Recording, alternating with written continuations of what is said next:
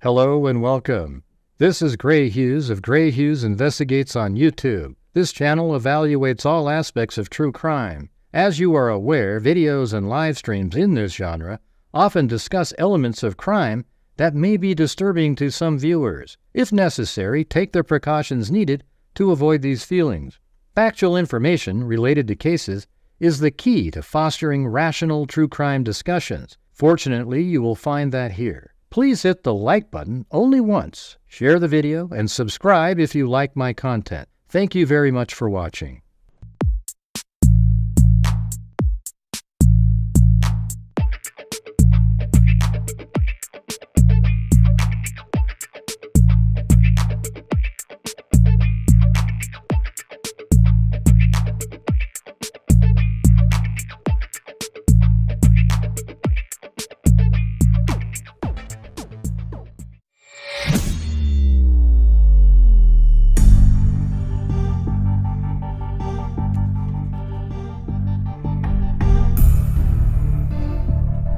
Hello. Hey, look at that. There's Blue and Chloe. Blue and Chloe.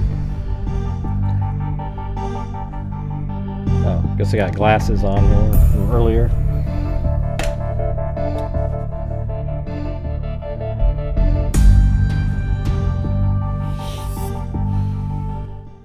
All right. Well, we're just going to go over some stuff regarding...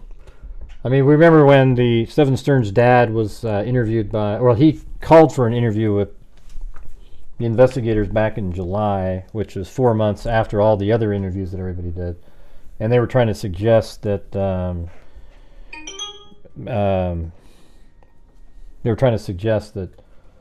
or he was, that Jennifer, you know, was the one that killed. Like, we know that she's the one that killed, you know.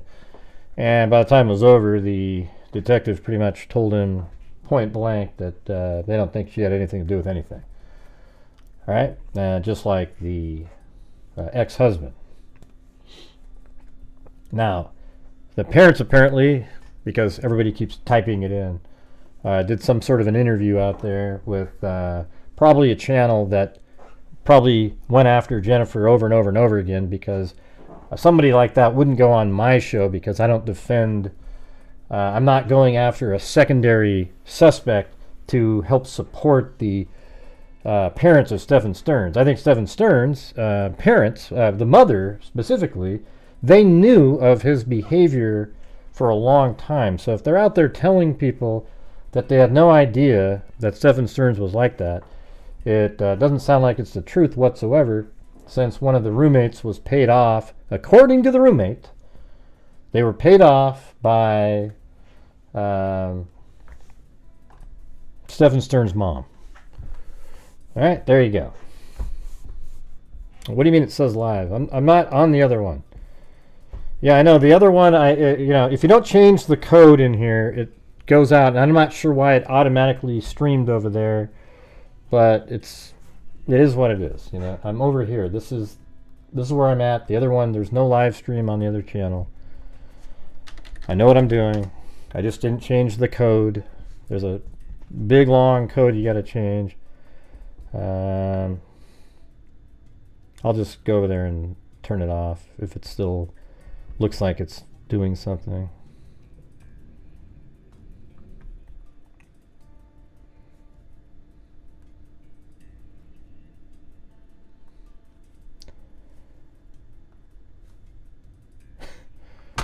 Jesus.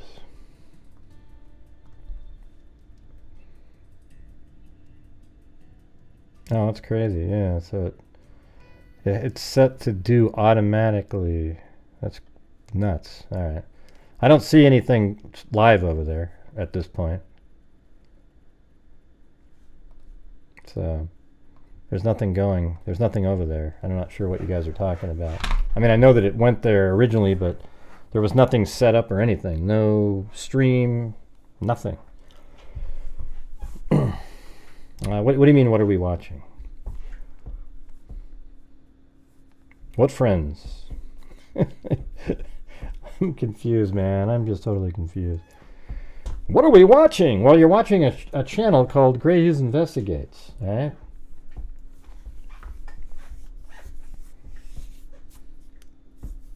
Yep, it's alive. Now, here's what I was thinking of doing tonight, if you guys are into it. I'm going to donate, we'll have a goal to reach 300 or more, and I'll donate the exact amount that you put in super chats. You know, whatever you send in super chats over 300, I'll send into the National Center for Missing and Exploited Children. All right? So exploited children would be more in the case of Madeline Soto, okay? So that's what we'll do. So if you guys have the ability to, let's see if we can get that going tonight.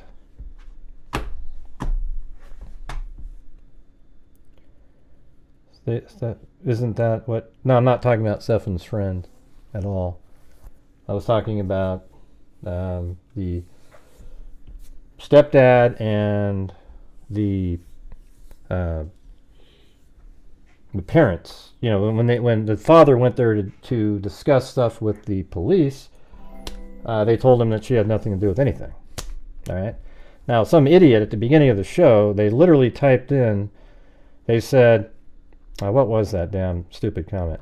I'll never believe Jen didn't know, so I'll have to pass on this one. Sorry. I don't give a shit if you watch it all. Do you understand that? What a stupid comment for somebody to make. Gray, you're so mean to your viewers. Really? You don't think that's just a ludicrous comment to start off? That's the very first comment on here. It's removed, but it says, I'll never believe Jen didn't know, so I'll have to pass and bury my head in the sand like a lunatic. All right? It's just insane. All right? So what I have tonight is a bunch of different... and thanks, Justin Oki.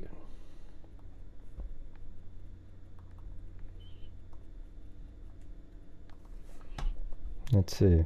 Does this show it there? All right, there we are. There's the goal at the bottom of the screen. Will you guys support? That doesn't go to me. The 300 you send in, we'll just send straight in, dollar for dollar, even though it's I only get 70% of what you guys put in there. So it's actually a loss of 30%. Yeah, but we don't know that to Ammo Van Raven. So why don't you just wait for a while and wait for the show to develop, and maybe you'll learn something. I know that you guys bury your heads in the sand on this case because you just want somebody to be guilty, get your pound of flesh out of it, and it's kind of disturbing, to be honest with you. All right, so let's see. Let's play. I'm just going to play these audio clips just so you have a base. These first ones are the ex-husband, stepdad. This is a difficult question, but it is. Yeah, I don't really want to go after the stepdads or anything like that. I just want to talk. I know that everybody wants to have find somebody else, you know, like the ex-girlfriend, etc., of Stephen Stearns that he worked with. You know, everybody's looking for something. Let's just focus in on it's Stephen Stearns. That's it. Okay? That's the guy. He is a predator. This is a difficult question, but it has to be asked, and it's asked of other people as well. Do you think Jen had anything to do, or do you think she had knowledge of... But yeah, it was kind of disturbing listening to all that stuff. It's just not really relevant to this. This is a difficult question, but it has to be asked, and it's asked of other people as well. Do you think Jen had anything to do, or do you think she had knowledge of what was happening to Maddie? I've been trying to ask myself that ever since I found out Steph was arrested, and I thought that he was, you know, somebody that was there to protect Maddie. And honestly, I think she could have made enough, I don't say stupid decisions, but wrong decisions with timing meds and things like that, that this kind of stuff could have happened. But yeah, maybe he was groomed too by what was going on at their house. But I just don't think it's relevant to the case. You know, he just is somebody that may have been. Stephen Stearns and Jennifer made it seem normal.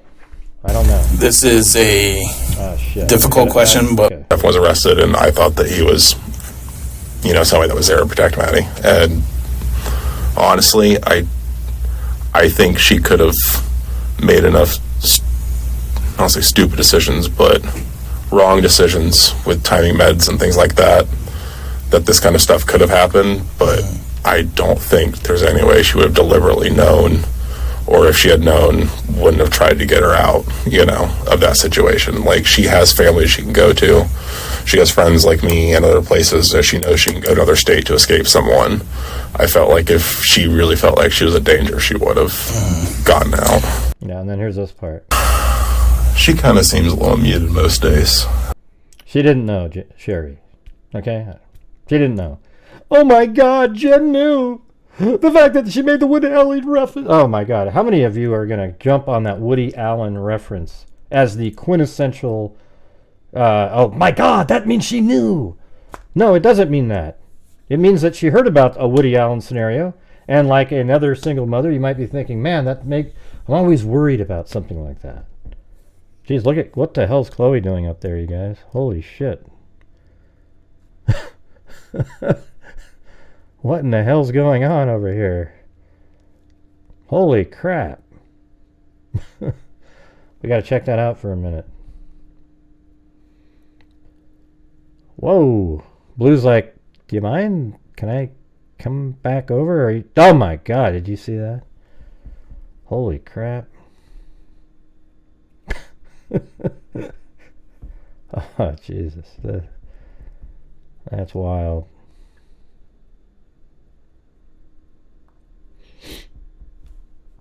All right, then here's the other part. She kind of seems a little muted most days. A lot's happened to her. A lot of things have happened to her. That's been hard for. That'd be hard for anybody to live with, and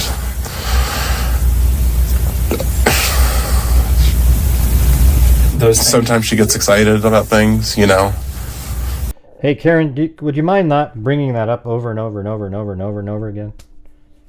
Okay. Yeah, I mean, because what happens is people go, ooh, and they take off. You know, I just want to do my show. All right. Anyway, let's do this part. She kind of seems a little muted most days. A lot's happened to her. A lot of things have happened to her. That's been hard for. That'd be hard for anybody to live with, and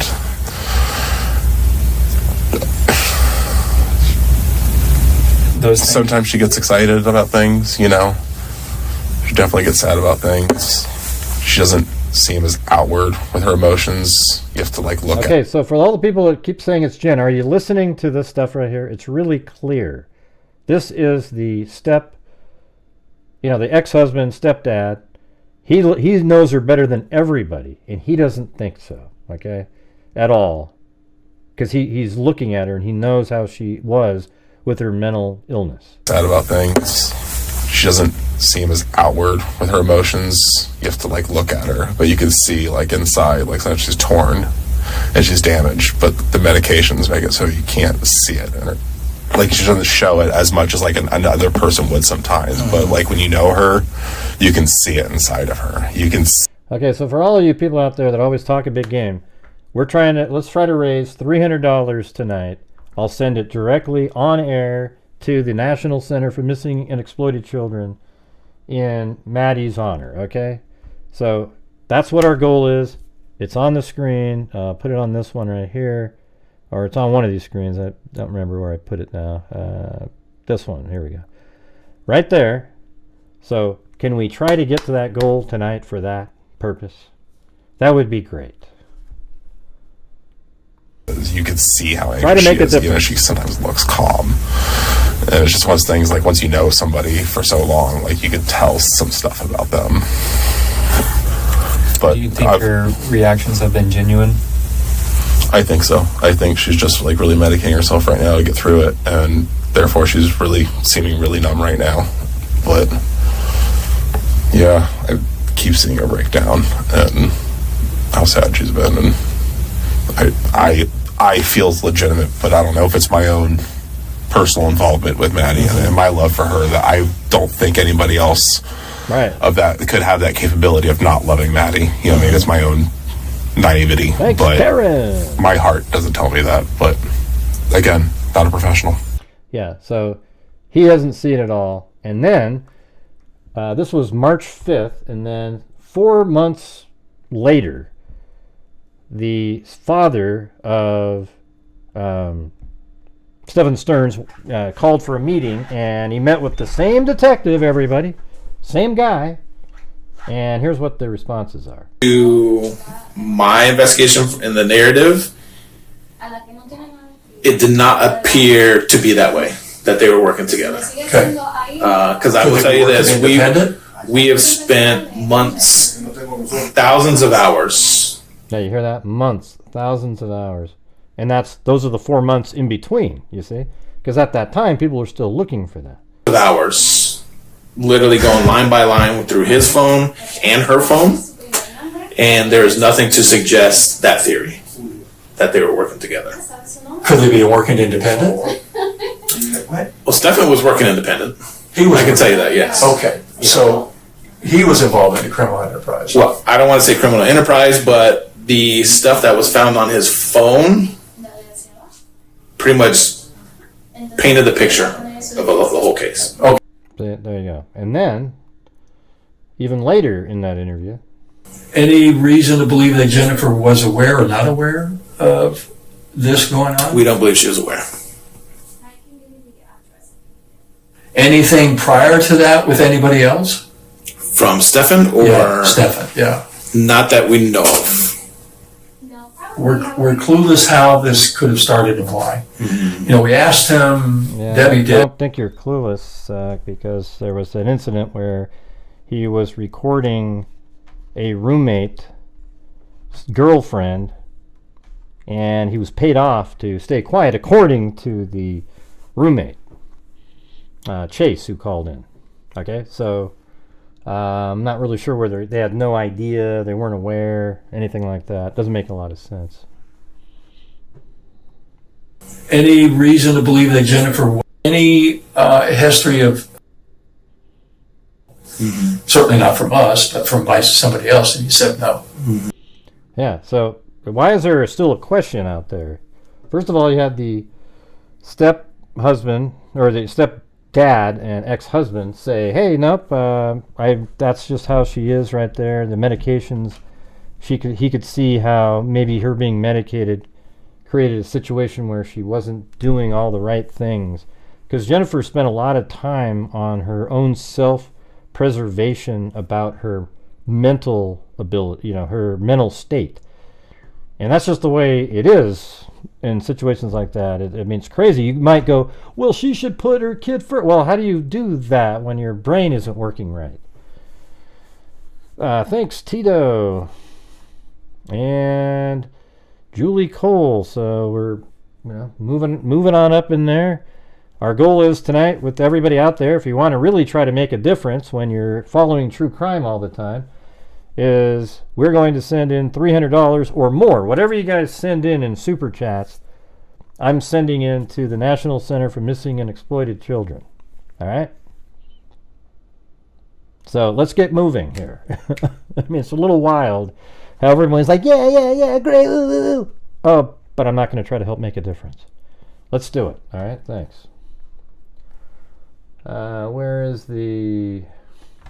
now we're going to go over some of these articles out there, you guys. Because there's so many people out there who just don't want to ever take the damn time to learn anything for themselves.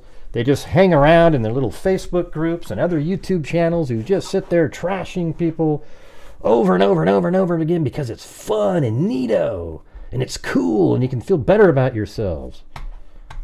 All right. So let's just take a look at some of these. Oh yeah, Donnie? Cool. Alright, so look at this. Behavior of sexual predators. Alright, that's what we're talking about tonight on here. Grooming is the process during which a sexual offender draws a child in. And I want you to listen to this so you're more aware of your surroundings out there. Now, a lot of you are, oh, I don't need to know, Gray. I'm perfect. I'm absolutely the greatest parent in the world. That's why I can trash Jennifer Soto over and over and over again and think I'm awesome. All right, here we go. To sexually abuse a child and maintain secrecy. The offender may also groom the parents by persuading them of his or her trustworthiness. Boy, doesn't that sound familiar? With children. The process of grooming may last months or even years to break through a child's defenses and increase the child's acceptance of physical contact. The stages of grooming may include targeting the victim, gaining the child's trust, filling a need. Once the predator learns to fill the child's needs with gifts, I mean, look at all those little toys he was probably buying over and over again. Affection or attention, they take on a more important role in the child's life. Isolating the child. The offender may offer to babysit the children or free or do other favors in order to find ways to be alone with the child. So how much you want to bet that the sleeping alone thing at home was originally generated by Stephen Stearns, where at one point he said, well, if you ever can't sleep very good, I'm more than, we can just sleep up there, and, all the different sleepovers, and then eventually she ends up trusting him, even though she had thoughts that she shouldn't be trusting him. Right, and isolating the child. The offender may offer to babysit, we were just talking about that. Parents may unknowingly encourage this by appreciating this unique relationship. Sexualizing the interaction. Grooming begins with non-sexual touching, such as accidental or playful touching, to desensitize the child so the child does not resist. The offender then exploits the child's curiosity to advance the sexuality of the interaction. Maintaining control. The predator may use threats and guilt. God, I guarantee you that all these things. To enforce secrecy and force the child's continued participation and silence. If you tell your mother what happened, she'll hate you. Or if you tell anyone, I'll hurt someone in the family. The abuser may also blame the child for allowing it to happen or normalize it by saying that it's okay. So doesn't that all ring true? Like when you look at this situation with Stephen Stearns and her, doesn't it just make you go, yep, oh yeah, that's definitely.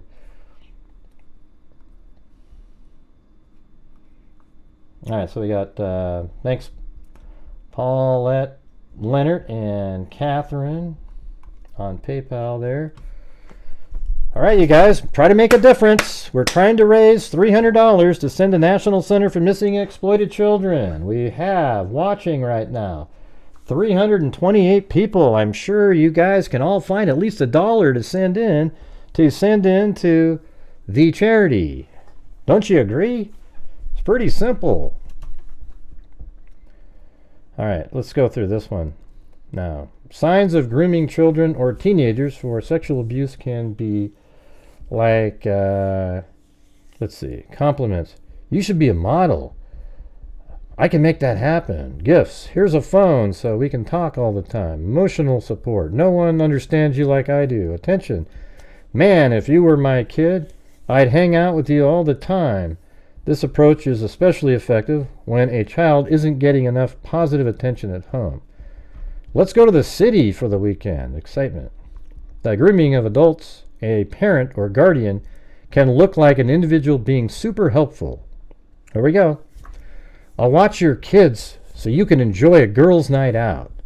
See, here's the thing. I bet you even when Madeline or Jennifer was dating somebody else, he'd be like, I'll come over and babysit, you go out and have a good time. How much you want to bet that was happening? Thanks, Laura W. Yeah, I'm pretty sure most of the people here are trolls.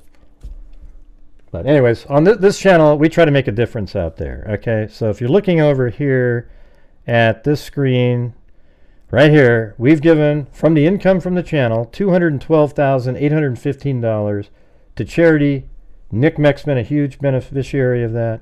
Since January of 2020, we've given out $33,315 this year so far, and $57,350 last year, $62,000 the year before that, $42,000 the year before that, $22,000 the year before that, and that's what we do over here. So, and I show everything on the screen. There is no, you can call up Nick Meck if you want and say, hey, did you get the money? I don't care what you do, but we do it.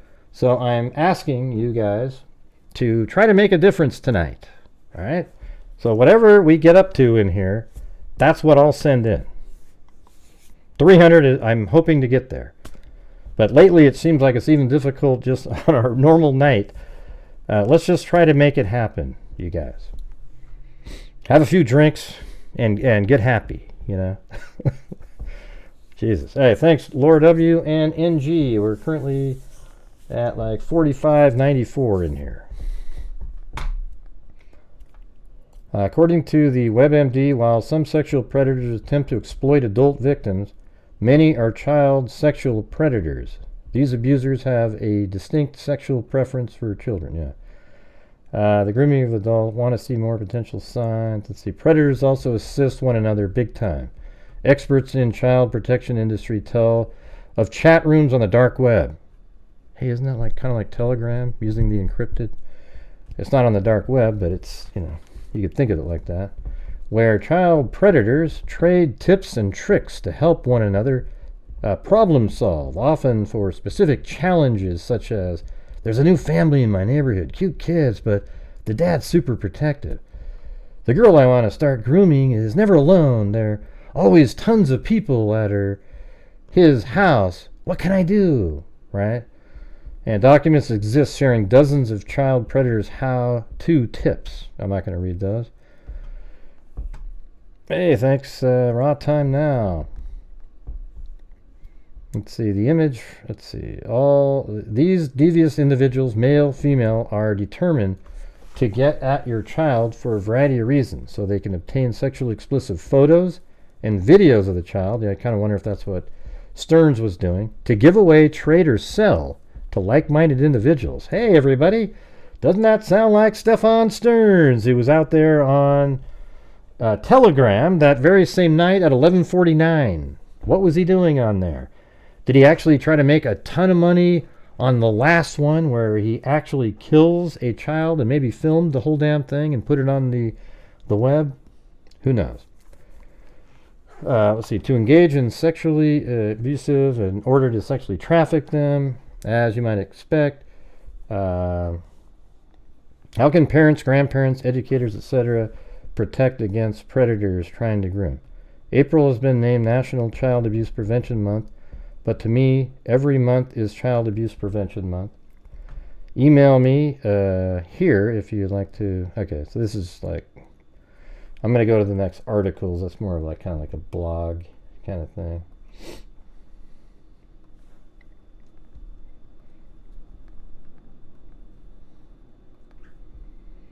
One in 3 girls and 1 in 7 boys will be abused by the age of 18, according to Amy Walker with the Mississippi Attorney General's Office. You guys can't see these, but I'll switch over. And see how the goal over here, you guys? It used to be on this channel. If we set a goal like this, you guys would all just jump right on it and get right to it. For some reason, that's way more difficult, and I'm relying purely on putting videos out, etc. But tonight, I think it'd be great if we could all get together. If you can send in $300 plus total with all of you watching, we'll send it into the National Center for Missing and Exploited Children in Madeline's name. Okay? Are you guys interested in that or not? I've never seen it so dead when we try to do something like this. It's actually kind of disturbing, to be honest with you. What do you mean make it bigger? It's about as big as it could possibly be. It's huge. It's, you know, what, make it, put it out like that?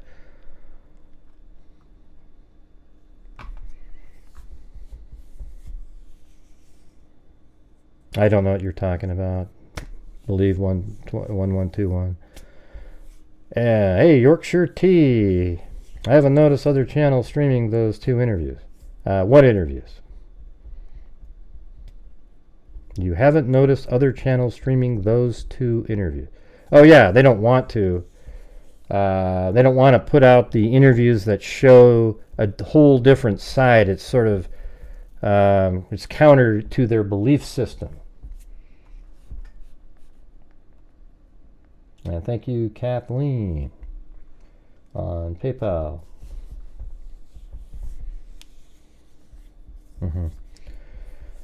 All right, 1 in 3 girls and 1 in 7 boys will be abused by the age of 18.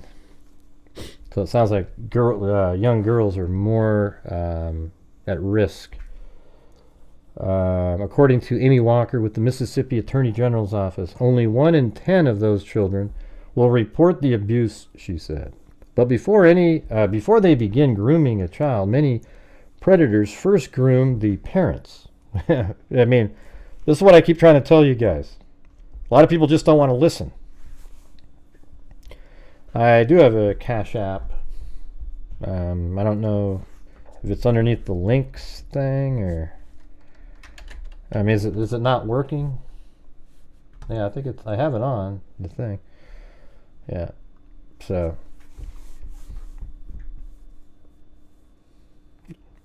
perhaps they know that to get to these children, they have to go through... Okay, so let me go back up here. But before they begin grooming a child, many predators groom the parents.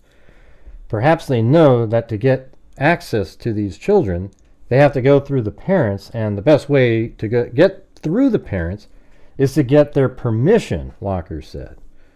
That's why the majority of cases of abuse come at the hands of someone the child already knows, she said. A predator will integrate themselves into family life and may make themselves become indispensable, like Stephen Stearns, by offering to help. For example, they may offer to run errands or pick the kids up from school. An inordinate amount of attention focused on the child or a high degree of flattery towards the child happening in front of the parent sends a signal to the child that what's happening is okay. Eventually, a predator will move on to physical means of grooming, touching, hugging, etc. And even when the child feels uncomfortable, if there's not a negative reaction from the parents that sends a message to the child that that's what's happening is okay. All of this is the predators desensitizing the child and the parents to the physical contact and closeness. The intimacy likely will increase when the parents are not around. Are you guys like getting, learning something here? This is, most people aren't looking this stuff up. The thing with manipulation, you don't realize you're being manipulated until it's done and over, she said. Hey, thanks, Ginger Snaps. Wait, do you pick that name because of the Delphi case? Ginger Snaps. That's what we pretended that Richard Allen was saying when he was up on the yeah.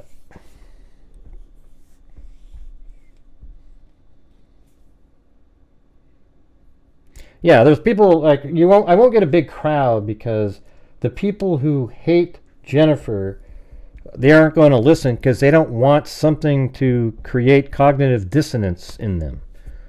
To be like, oh wow, okay, that's not what I want to believe. Shut up. Just like the first post that somebody made in here. I'll never believe she didn't know, so I'm not going to watch tonight's stream, Gray. What are other signs of sexual predators and grooming? Telling off-color or dirty jokes, taking the child to fun activities alone. He did that all the time. Took her to Disneyland, etc. Disney World. Becoming a listening ear, especially to teenagers. Remember how he was always on Reddit in those groups talking like, 2 other kids? It was just, this guy is insane. They treat teens like an adult, letting them curse, drink, or watch pornography. Grooming can also happen online. Not all grooming occurs from someone's child. Yeah, so that's a different situation. Why children don't report abuse? They know the offender. As a trusted friend or family member, the child could have feelings for the person abusing them. They also may not realize that it's happening to them. What's happening to them is abuse. They feel shame and guilt. They fear the consequences of telling on them because they feel like they've participated in what happened.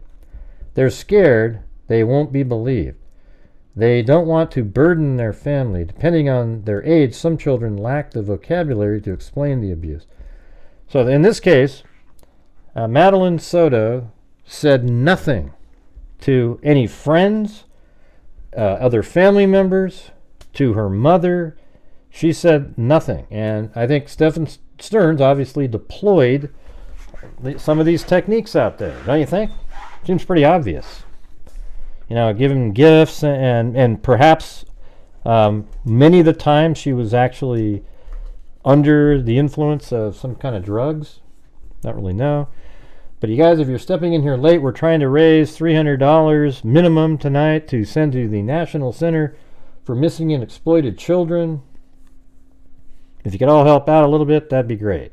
Thank you.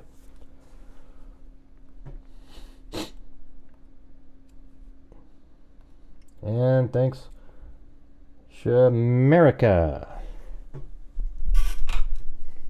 for the $1 on Cash App. So look at, if all the rest of you did that, we'd be right there.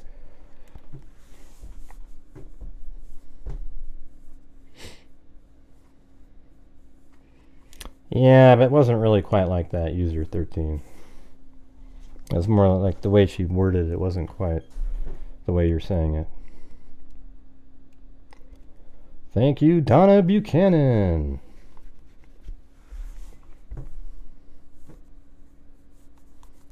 Warning signs. A red flag to watch out for is if a child becomes sullen or depressed when a certain person is around. That may be a sign they've been conditioned to keep quiet about the abuse. A change in behavior. A child that used to be outgoing may become reclusive or depressed. Their grades may change. For example, if a child goes from straight A's student to straight D student, behavioral problems in school, if they begin to change their appearance or stop caring about how they look, increasing spending time alone in their room, isolating themselves. If you suspect a child being abused in Mississippi, call the Mississippi Department of Human Services at 1-800-222-800. Thanks, Andre Miller.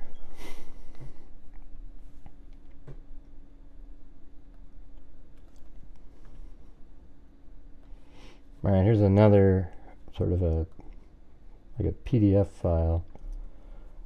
Let's see what it says. Most people have a hard time thinking and talking about child abuse. But if we're going to prevent it, we must all think, talk, and take action about it. The Keeping Kids Safe series was created to help parents and primary caregivers. So this is the Michigan State University Keep Kids Safe. The series introduces key concepts and age-appropriate ideas and activities for protecting the children you love. What is grooming? Grooming is what experts call the intentional actions and behaviors sexual predators use to try to gain access to children they want to abuse. People often think predators pick their child victims at random, or that we only need to, some do that, only need to focus on stranger danger. But most child abusers know and have some sort of relationship with the victims. Predators often try to groom children, adults, and even whole communities. So, look at how everybody around Stephen Stearns thought he was a caring father-type person. Everybody. Maybe not Jennifer's, but like the ex-husband, I think even the father of Madeline, they all seem to think that he tricked them too. Thanks, Sunshine Country Chickens.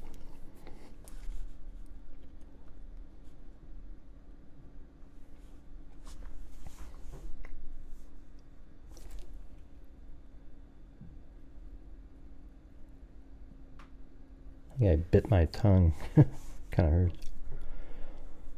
Let's see. But most child sexual abusers know and have some sort of relationship. Let's see. It says predators often try to groom children, adults, and even whole communities so they can gain access to children they abuse, hide their actions, decrease the risk they will be found out, and stop. This fact sheet is designed to help you learn to recognize some common tactics that child sexual predators use to groom and manipulate children, adults, families, and communities. Predators certainly groom their young victims, but they also groom the victims' parents, family members, other close adults, and community members to establish a sense of trust and safety in those adults. Create opportunities to create. It says in those adults. Let me see. Yeah, it's weird how it switches over to create opportunities to access child and to decrease the chances of being caught. Predators may develop and carry out long-term plans to gain a family's trust with tactics such as providing a valuable service to the adults or to the whole family. When the family car breaks down, for example, a predator may offer rides to work or school and claim they want nothing in return for their kindness. Like, I'll do it. Hey, don't worry about it. This helps the predator gain the adult's trust and makes the child think it's normal and safe to ride in the predator's vehicle. When someone helps your family, it's easy to decide that they're a good person, and you can let down your guard around them. Unfortunately, doing so may give a predator easy access to the children in your family. So, keep all this stuff in mind, everybody. Offering help to isolated families with limited support system, a family with financial troubles and no friends or extended family who can help them out, for example, may find it hard to refuse predators offer to buy a winter coat. For example, many find it hard to refuse a predator's offer to buy a winter coat. Showing up unexpectedly at events that haven't been invited to. Such events may be child-focused, such as youth sports, concerts, recitals, or child-free, such as events planning committee meetings, or a local restaurant, or bars, trivia contest, or game night. The more often we see a person around children around town, the easier it becomes to tell ourselves the person is safe around children. Being charming. We're used to thinking of predators as strangers who look weird, shifty, or just generally unsafe. The reality is, however, that many predators are incredibly charming and so friendly, affable, and engaging, and it's easy to relax your guard around them.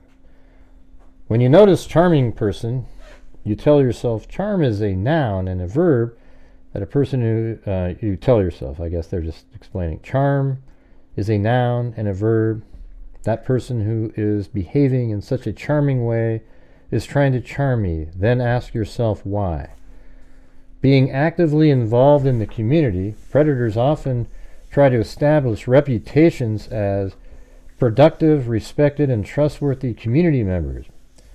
They may serve on local boards, volunteer with service professionals or civic organizations, be active participants in a faith community, or coach or officiate in youth sports leagues.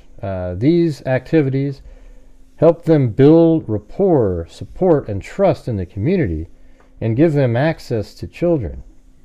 It's too easy to assume children are safe around someone just because they have a community approval, whether inherited or perceived.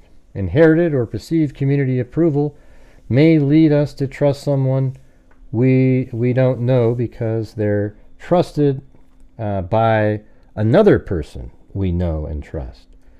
Becoming known to you, even a casual acquaintance with someone, can make us comfortable enough to let our guard down around them.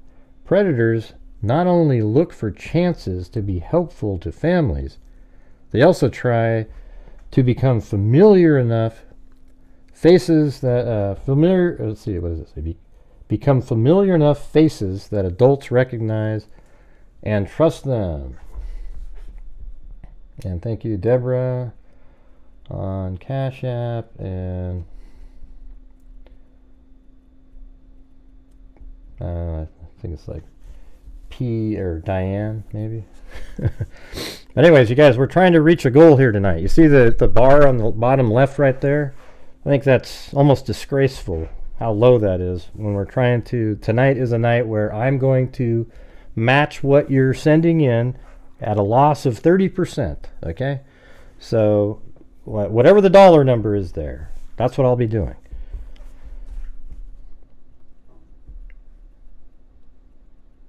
Who said your $2 wasn't good enough, Andre? I don't even know what you're talking about. I don't see your super chat. Oh, there's one up there. Yeah, I was reading something, so I didn't see it. Thanks, Andre Miller. And then also Sunshine County Chickens and Raw Time Now. I don't know what's going on in here. And it used to be so different. But thank God for making videos. Hey, thanks, Ozzy Trisha. Somebody came through. All right. And thanks everybody else as well. Combined together, we might be able to get somewhere. It's wild. So my donation will be the 30% that isn't put in here.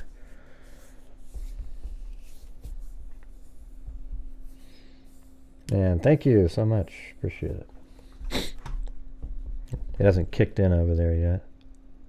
Hey, maybe I'll turn this on so we can hear the avocado dance.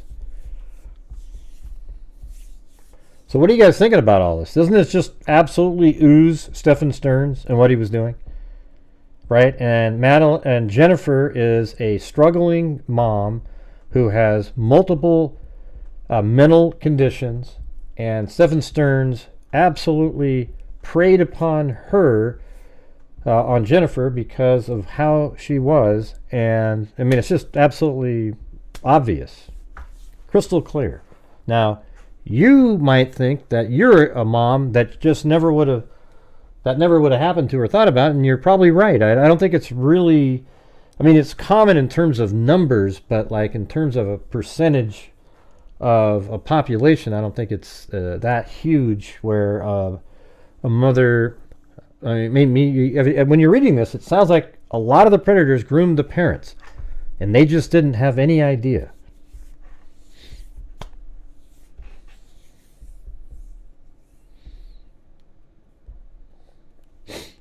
Yeah, well, a lot of people thought, I mean, Stephen Stearns was just kind of a, I don't know if he was ever charming. You don't have to be charming. I mean, pick the other ones, I'm not sure why you're focused in on that.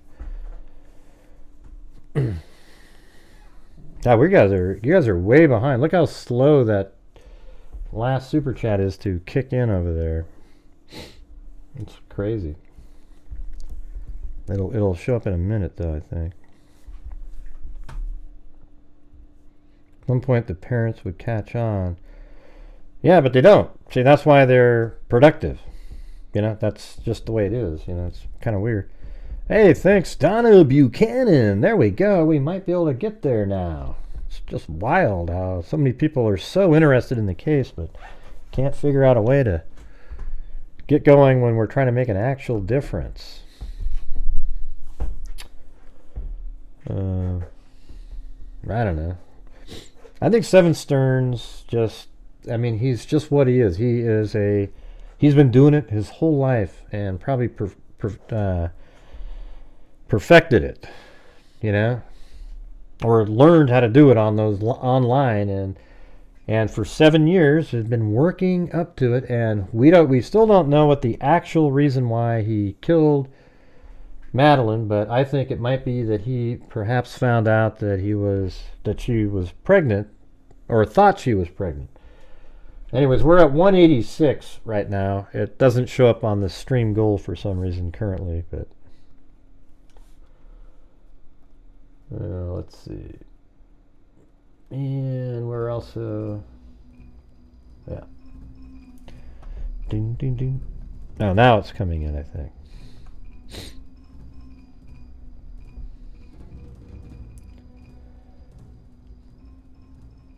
Yeah, no, and it's crazy because the parents, apparently they're out there doing interviews now, and they're not going to come on a channel like this because I was the one that did the interview with Chase, who revealed to us that If you can, his please help. that his hey, thanks Linda Hal, that his roommate was being filmed by Stephen Stearns. But I mean, like, his roommate's girlfriend was being filmed by Stephen Stearns, and he was uploading the images to a server inside the house. And in that folder, apparently there was CSAM material, and the mother apparently paid off that roommate to not say anything, according to Chase. Now, I don't have any way of verifying that. However, doesn't that ring true now that we know that Stephen Stearns was filming one of Jennifer Soto's roommate exactly the same way? So I think that alone just proves that, right? Yeah. And so she's going to go out on the places where it's just, we hate Jen, we hate Jen, we hate Jen, and we hate Jen, we hate Jen, we hate Jen. You know, she's Jen's nude, Jen nude, you know, all this kind of stuff. And they'll have no evidence whatsoever. They just want to minimize their son's barbaric behavior, right? Thanks, Joanne Allen. And Zozo did the Linda Howe Knick-Knack wave. I'm not sure why this thing isn't moving right here. It's weird. It moved for a while. Maybe it's just way behind. Because we're currently at, on here, 200. So we're only 100 short. That's pretty sweet. And then at the end, I'll add. So if we get up to 300 here, then I'll add whatever we get on PayPal and all the other things, and then that's the number I'll send in. I know, Karen. Well, I appreciate your support throughout the month. Don't do another one. You've been very generous all month long, just like a lot of people are. What we're trying to get is other people that occasionally will help support the channel and various things that we're doing. If you're oh, by the way, I got a message from Dr. Colleen Fitzpatrick, and she said that, hey, 2 of your cases are in sequencing: Unicorn Girl and Wyoming, Michigan Doe. Isn't that amazing? And one of them is skeletonized remains were discovered by a mushroom picker in a wood. There's that mushroom hunter again. I think mushroom hunters should be trained by the FBI in like what to look for, because they're looking at the ground the entire time. They're not like hunters. They're mushroom hunters are literally staring at the ground. And then it says wooded area just off of exit ramp from I-275. Michigan examination of the remains revealed there were female in their mid-20s with good oral hygiene. And we've got that one in sequencing. I think that's going to be a serial killer victim. They were found on an off-ramp on a highway. That's like literally when a serial killer dumps a body, they pull up on an off-ramp, throw it in the woods, and they keep moving. And I think this person's going to be either just a hitchhiker, depending on what year it was, or a sex worker of some sort. Chewbacca. Yeah, it's starting to move. Get caught up over there. It's way behind that bar, though. Hey, thanks, KK. Michelle H, Plato, and Ivan Victor. That musky fish. I think that would be kind of fun, to be honest with you. Okay, well, thanks, Karen, again there. So this thing should be way over on the right side here. Not sure why. It moved a little bit, but I think it still hasn't. It's like 5 minutes behind. So you'll see it get all caught up here in a bit. So thanks, freaks. Yeah, I mean, I don't want anybody sending donations in that can't afford it. What I'm just kind of, this channel, we've done this for so long and made such a big difference out there. It's just kind of shocking some nights when it's like, hey, let's do this, and it's just wah, wah, wah, wah. But hey, but we've picked it up. We're moving forward.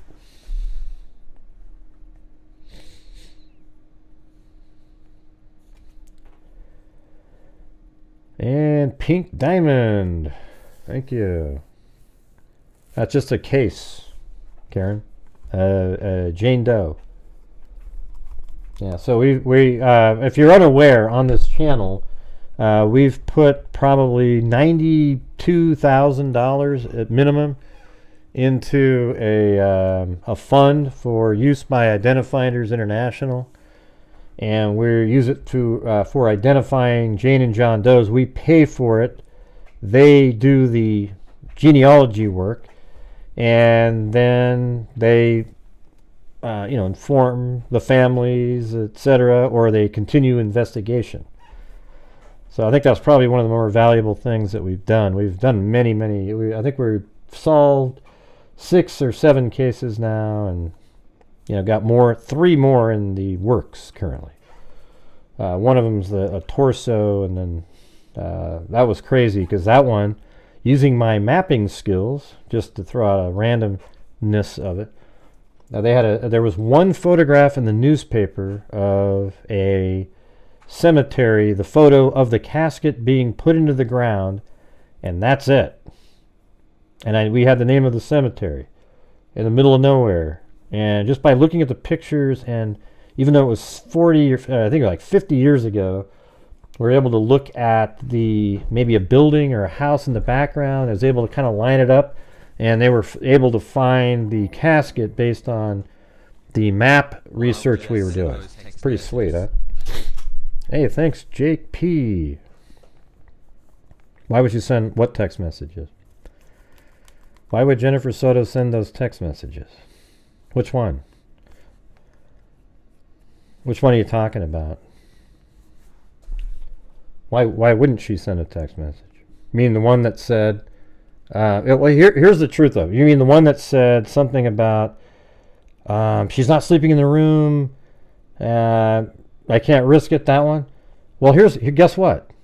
They asked that question early on, and then they meticulously went through all of their emails, and they could find nothing.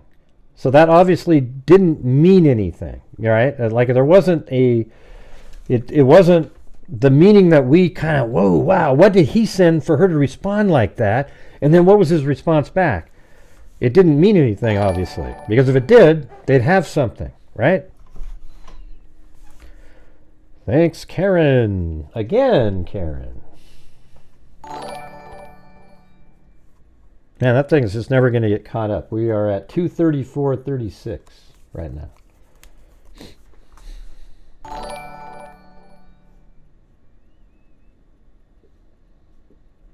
Hey, we're thinking of getting a Yorkie, you guys. One to sort of liven up Chloe a little bit. Like, she doesn't have anybody to play with. Maybe get Blue off his ass a little bit more, What do you guys think? A Yorkie. I mean, Chloe's part Yorkie, so I think they'll have something in common out there. Then we'll have three for a while. What do you guys think? What do you think? Yeah, I mean, Chloe's part Yorkie anyways. I'll show you.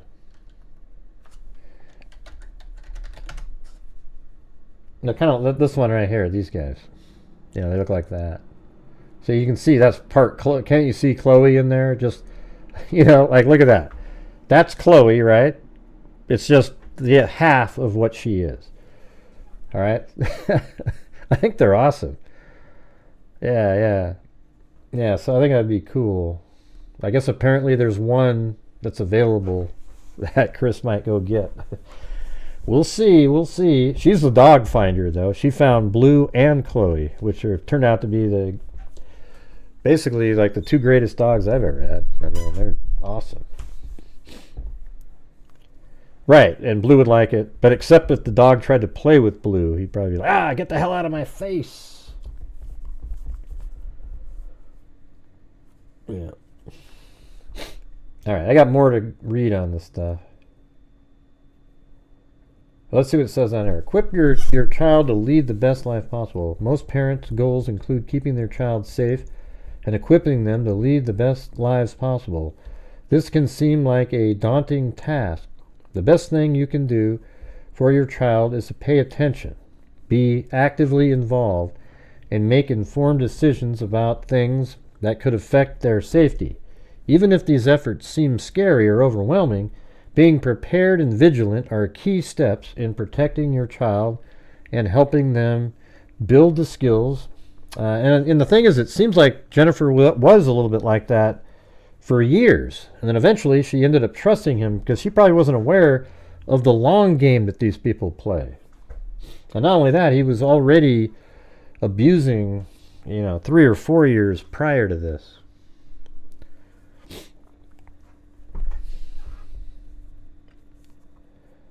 This doesn't mean that you have to prevent your child from going anywhere and from doing absolutely everything. It's a reminder instead to use common sense, pay close attention to the people and events around your child, set appropriate boundaries, and stay tuned in. There are a lot of things you can do to protect your child, and that shouldn't prevent you and your child from living fully and enjoying the world around you. I don't know why that thing isn't updating, but it's pretty weird. We're at 234.36, so we're only on the screen, we only need 66 more, you guys. So the freaks out there, we're going to send in a donation to the National Center for Missing and Exploited Children. The goal is to get to 300, but whatever you guys send in, that's what I'm sending in. All right? And that's at a loss. My portion is the 30% that I lose because YouTube takes 30% of all super chats, if you can believe that. All right, so we got that one. We're still going through these articles. I got 7 of them. Yeah. Right, here's another one.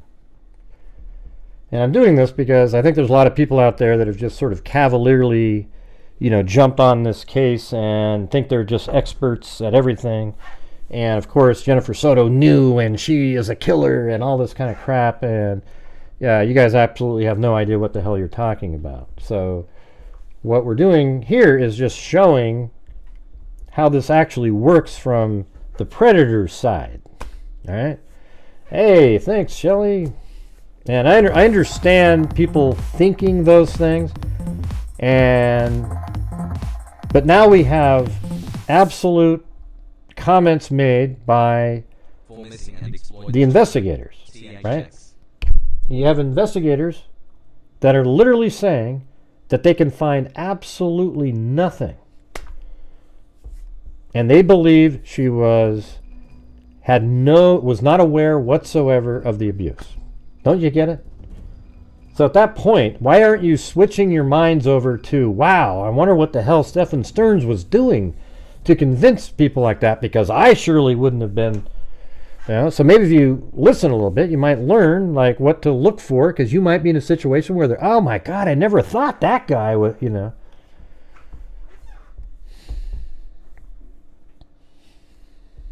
Yeah, the goal's frozen. I got it right over here. Here's the real numbers right there. You see that? 239.36. I don't know why that thing. I don't know. I'm gonna just take it off the screen. It's not even working. Not sure what the hell happened to it. Let me see what it says on Streamlabs. Maybe it froze or something.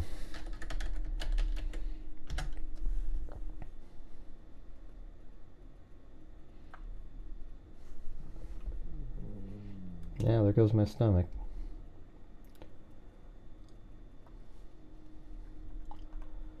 Let's see. Yeah, no, even on here it's stopped there. That's crazy. Let me end this and I'll try to start it again, and I'll put in the number that it's at. And then maybe we can, so it's 239.36.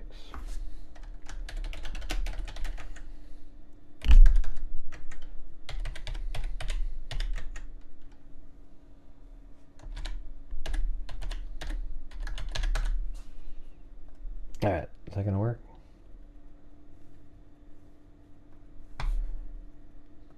All right, there you go. So let's see if it works now. Maybe I just needed to reset it. But there's the actual number, 239.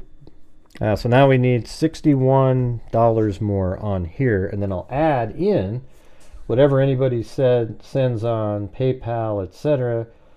And I'll send that whole amount in. All right, even though it's not this goal right here. So we're gonna do it, you guys, or what? Come on, let's make that goal. All right. Targeting the child. Perpetrators may target and exploit a child's perceived vulnerabilities, including emotional neediness, isolation, neglect, a chaotic home life, or lack of parental oversight, etc. Perpetrators work to gain the trust of parents, caregivers, caregivers to lower suspicion and gain access to the child by providing seemingly warm yet calculated attention support. The perpetrator gains the child's trust by gathering information about the child, getting to know their needs, and finding ways to fill those needs. Once the perpetrator begins to fill the child's needs, they may assume noticeably more importance in the child's life. Perpetrators utilize tactics such as gift giving, flattery, gifting money, and meeting other basic needs. Tactics may also include increased attention and affection towards the targeted child. The perpetrators use isolation tactics to reinforce their relationship with the child by creating situations in which they are alone together, babysitting, one-on-one coaching, special trips. The perpetrators may reinforce the relationship with the child by cultivating a sense that they love and understand the child in a way that others, even their parents, cannot. The adult can start to tell the child that no one cares for them the way they do, not even their parents. Once emotional dependence and trust have been built, the perpetrator progressively sexualizes the relationship. This occurs through talking, pictures, and creating situations in which both are naked, like Stephen Stearns did when he'd come out of the shower naked and go, oops, The adult exploits the child's natural curiosity and trust using stimulation to advance the nature of the relationship. Once sexual abuse is occurring, perpetrators commonly use secrecy, blame, and threats to maintain the child's participation and continued silence. In order to maintain control, perpetrators use emotional manipulation. They make the child believe they are the only person who can meet their emotional and material needs. The child may feel that the loss of relationship or the consequences of exposing it will be more damaging and humiliating than the continuing of the unhealthy relationship. But hey, guys, we've frozen at this number on the screen. Is there a chance that you guys out there have the ability to help support our stream goal tonight, where we're sending the entire amount in to NCMEC, National Center for Missing and Exploited Children? Seems like it should be pretty easy when you have, let's see, I'm not sure how many people are watching. Oh, we actually have 1,400 people. There's no way we never get 1,400 people watching. Right. Anyways, so if you actually want to learn about this stuff, it's right here. So it should be really easy with 1,480 people watching.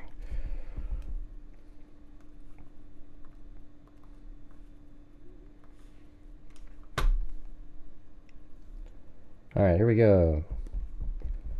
And this is another article. Grooming techniques of sexual predators. Pedophiles use their relationship and position of authority to sexually abuse. Contrary to popular belief, most child molesters are not random strangers in the street.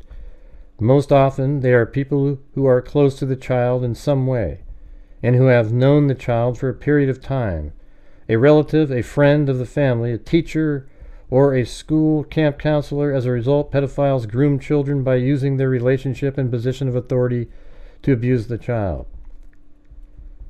So these are examples of when they're grooming. Compliments. A predator may gain the trust of a child, being the child's shoulder to cry on. Hey, look at that. Fool go around about me and the crew about something we did or supposed to do. You might not heard it on radio, have that on first or a bit less like. Used to get angry and all uptight. You can say what you want, spell my name right. All the mother guilty is rocking the house. That's what the rumor is all about. Get me up there and tell all your friends that if you don't wait till you see me again this way, I can hold on up and like that. Hey, that's it. Wait, check that out. All right. Amy Lemoyne and Brown Eyed Girl. Da-da-da-da. There you go. There you go. Woo! All right. Well, that got us to 299.34. All right. So we'll just let this thing keep going, and then when I'm done going through these articles, we'll see where we're at. But I mean, I guess if we keep going, we'll see what happens.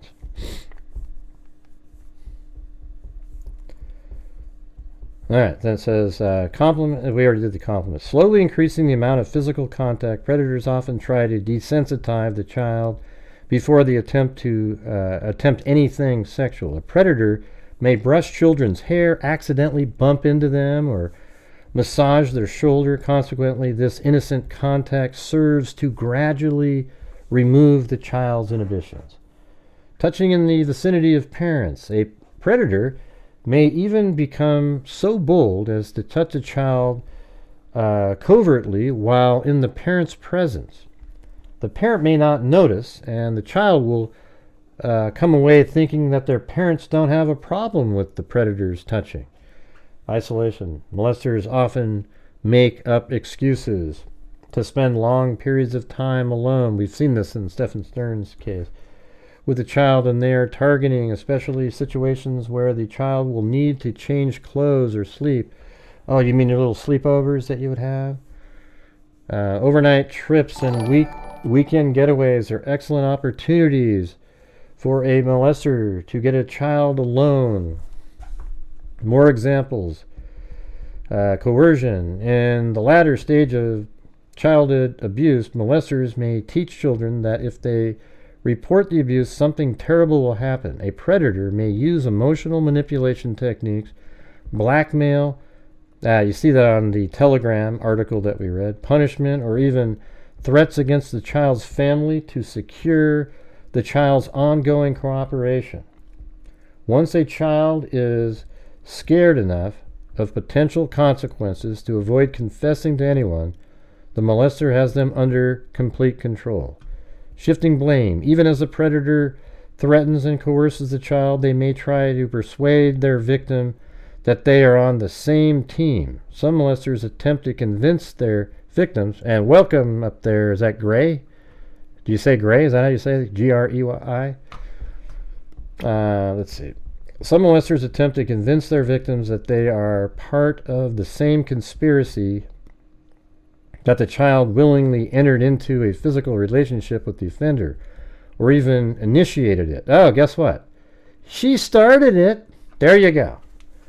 Right there. Stephen Stearns. He said to his parents, if you listen again to the interview with Stephen Stearns' dad, that Stephen Stearns told him that he didn't start it.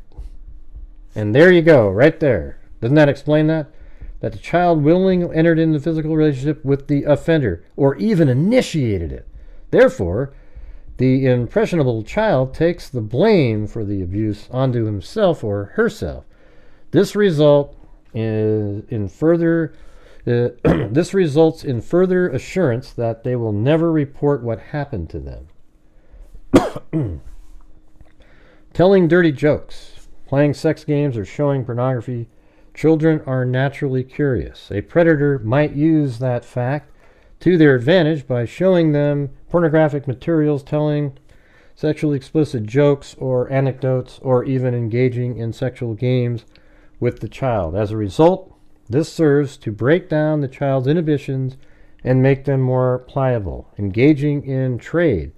Pedophiles groom children by giving child gifts. And you know he used to do that all. I bet he gave her those little suckers that he had and the little toys and by giving a child gifts or money in order to coerce that child into giving sexual favors or viewing pornography.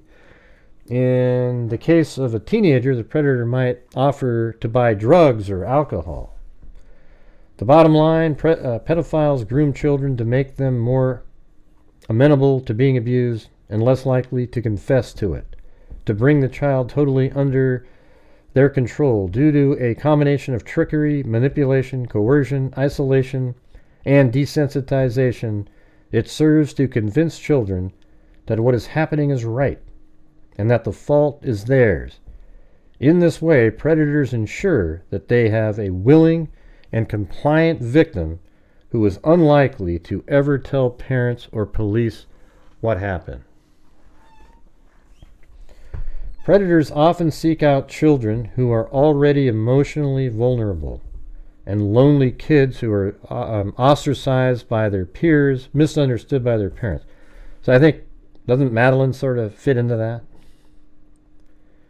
Right there.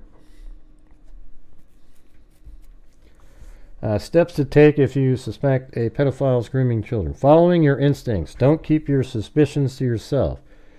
And I think Jennifer was sort of suspicious or had thoughts, but she thought she was only thinking those things because she was told to think those things, but trusted him, so thought she was wrong by questioning it. That's what we've learned from some of the conversations we've seen. Following your instincts, don't keep your suspicions to yourself. If you, like in the next one is, be aware of your child's psychological state. Know if your child is lonely, bored, angry, or otherwise emotionally compromised. In this state, they are likely to be targeted by a predator. Talk to your child and take steps to keep them, address and remedy their feelings. Be supportive so that a potential predator will have no room to worm their way into the child's life. I just watched a few minutes of an interview with Deb and Chris, and I am so sick. They think they did better than the interrogation. They make me sick. Right, yeah, we were trying to keep that. Yeah, well, thanks. Yeah, I don't like that channel that's on. They're always think they're just so nails it. You know, they probably think, like I guarantee you, they think that Jennifer did something, and that's why they went on that channel. And so I'm just, that's just not me. Okay. All right. Those two creators are part of the problem often in cases, even though everyone thinks of them as like, oh, they're so, oh yeah, you know, the husband always going out there with his, you know, profiling bullshit. It's the same on every case, as long as it fits the narrative of the public and what they're thinking. You know, it's never something, you know, unique or creative. It's always the same damn thing that everybody wants it to be. All right, let's see. Don't let your guard down around trustworthy adults. Predators are not always strangers lurking in the shadows. Frequently, they're intimates of the child, respected individuals in positions of power or influence, even family members. Question the motives of any adult who becomes overly familiar or touchy-feely with your child. Teach your child to do so as well. So that's the thing with Seven Stearns. He got himself in there and was part of the family for 7 years. So he was able to, you know, get away with a lot more stuff than some, you know, like an outside person that was a little touchy-feely, right?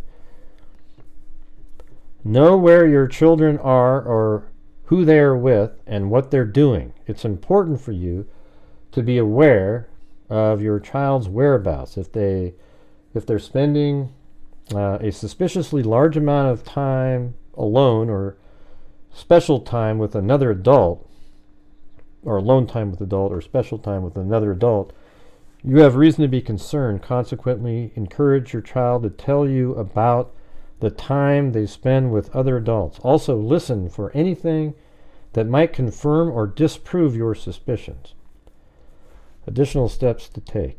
Allow your children to have and keep boundaries. Never force your children to be affectionate with someone if they don't wish to be. This will only serve to teach your kids that forced physical contact is normal. Also, tell them how to respectfully decline a hug or kiss and to stick to their refusal. That's an interesting one there. Hey, give them a hug, In addition, talk with your children. Pedophiles take advantage of the fact that children know nothing about sex in order to teach them. Educate your children about sex, predator, and grooming behavior. It will be much, much harder for a predator to gain the trust of your child if your child already knows about sexual impropriety and predatory manipulation techniques. We're actually at 304.33. Not sure why that thing doesn't update there. Finally, trust but verify. Let your children know that they can come to you at any time with questions or concerns. Keep the door open.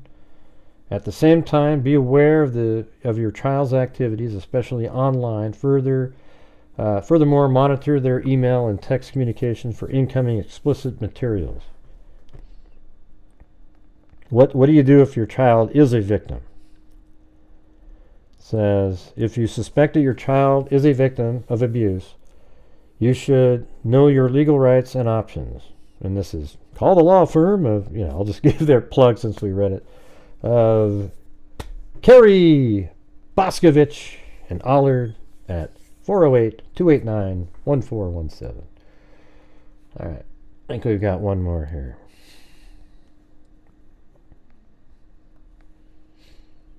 This was weird when I opened it up because I was thinking that sort of looked like Maddie, same color hair.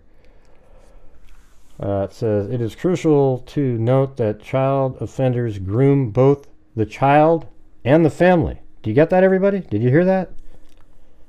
Yeah. I just want everybody to, make sure that you're listening to this. It's crucial to note that child sex offenders groom both the child and the family. It is also important to note that the sexual abuse of children has no social boundaries. Child sexual offenders are skilled at deception and conniving in all their perverse undertakings. Isn't that amazing? That's exactly Stephen Stearns right there.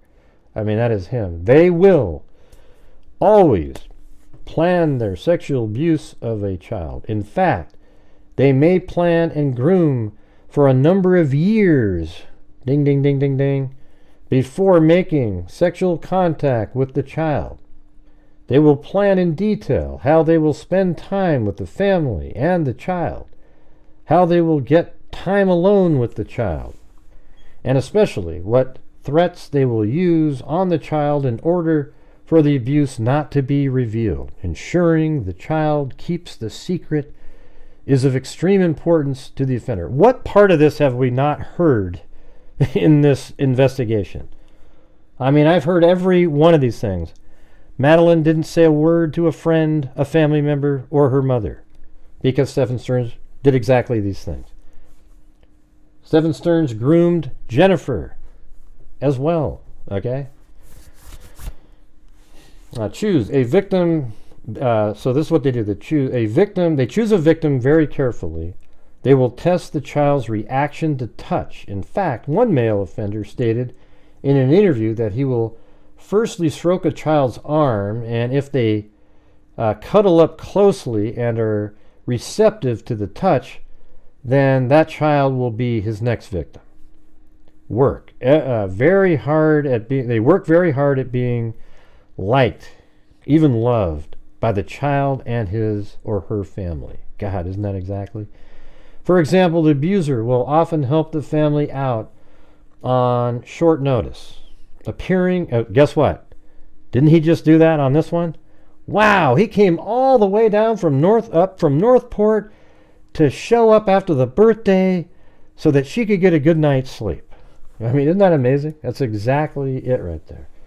Appearing a reliable and trustworthy friend. This is the persona of a pedophile will go great lengths to establish. Scheme. To get alone time with the child. They will scheme to get alone time with the child or a group of children and will spend a lot of their out of hour recreation time with children. Because the offender is often a person well known and trusted to the child and their family, they usually can easily arrange to be alone with the child. Therefore, the abuse is commonly repeated. This abuse rarely involves violence because instead of force, these offenders use promises, threats, and bribes to take advantage of their trusted relationship with the child's family and the subsequent powerlessness of the child. In some cases, this can go on for years. This article here is Stephen Stearns in a nutshell. This is it. All right. They also target busy parents who are in need of extra help. They will also, and see, the thing with Jennifer is, you know, you might not think, oh, she's busy, but her thing is she was busy with her own trying to manage her mental health. Okay. So they target busy parents who are in need of extra help. They will also target vulnerable and disadvantaged communities. I could say that Jennifer was vulnerable. Children who live with a single parent that has a live-in partner. So let's see. Children who live with a single parent that has a live-in partner are at the highest risk. I mean, look at that right there. That's it. They are 20 times more likely to be victims of sexual abuse than children living with both biological parents. The predator will also change jobs and addresses to avoid detection. Grooming is about power over the child and using that power to maintain the secret. It is about making sure the child never tells. Grooming can take place over days. Did I really have let me ask you something. Those views that I just had a minute ago, I don't think they were real. Did you guys see that? They don't show up, I've only had 2,885 views, but a minute ago it said that there were 1,800 people watching, and there just wasn't. You know, I think the number now is the correct number. I don't think that was true at all. That doesn't make any sense, because it dropped from 2,000 to 1,800 to 434 in 2 seconds. Yeah, something's totally, yeah, exactly. You guys saw that though, right? That didn't make sense to me. Yeah, my topic isn't one that's going to draw people over because they just don't give a shit. You get it? But for those of you who weren't aware, put a 1, after reading through this, can you see, has it helped at all for you to go, wow, this is Stephen Stearns right here? Just let me know. I mean, put a 1, honest to God. If you're somebody out there that came over here going, that Jennifer, when you see this, don't you go, oh my God, yeah, wow, I didn't know, you know? I don't know if people want to admit it or not, but it's one of those realities, you know? All right, so the target, it was parents that need extra help, and it says they'll change the job. I mean, wasn't he doing that all the time too, and moving around? They're also grooming techniques can include making the child feel extra special by giving them special presents and treats or taking them on outings. Man, he took her to Disney World. He bought her all those little gifts they did. The child will be made to feel as if they are the groomer's confidant. The strategies employed by the offenders to gain the compliance of children more often involved giving gifts, lavishing attention, and attempting to form emotional bonds than making threats or engaging in physical coercion. Many sexual encounters with children were preceded by some form of non-sexual physical contact. They'll also, the predator will, they engage in helping families at the drop of a hat. So trust is built up over time, enabling the abuser to spend more time alone with the child without suspicion. They will also engage in physical contact, such as rubbing the child's shoulder or arm. That sounded like one that we were reading a minute ago. The touching may well begin as innocent fun game of tickling that the child enjoys, but later, when the abuser deems the child groomed, the touch will turn sexual. They will also be involved in encouraging the child to keep secrets that at first may not be of a sexual nature. These fun secrets are intended to build up a sense that the abuser and the child have a special relationship. Note, an abuser will use guilt and blaming techniques to coerce the child into believing that they are equal participants in the shameful secret and are equally to blame. The abuser may even make the victim feel they encourage the sexual contact. The child can be so guilt-ridden that they may never disclose, and this is the perpetrator's key aim. And isn't that exactly what Stephen Stearns achieved, since we know, as I've said 3 times already, that she never told a soul. She never told her mother, she never told any family members, she never told a friend, and she never told even any counselors at work. Okay? So Stephen Stearns absolutely achieved that goal.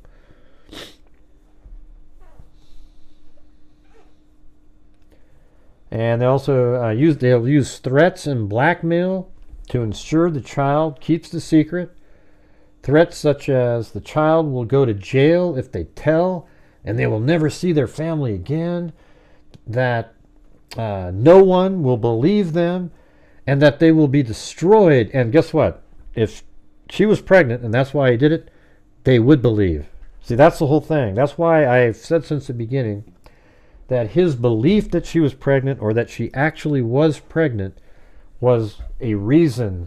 That's really the only real reason that you could come up with, that it was necessary in his mind to kill Madeline Soto. Right?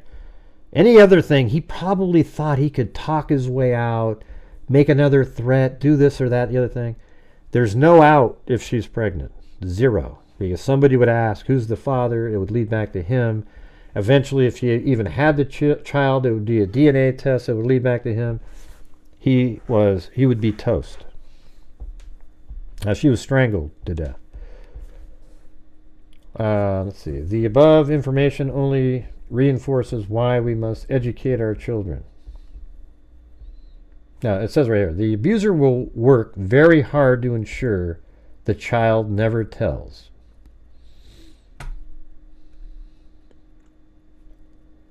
And children need to know these things. Their body is their body, and no one has the right to touch it. They must never, ever keep secrets that make them feel bad or uncomfortable. If someone touches their body, they must tell, and keeping on telling until they are believed. There you go.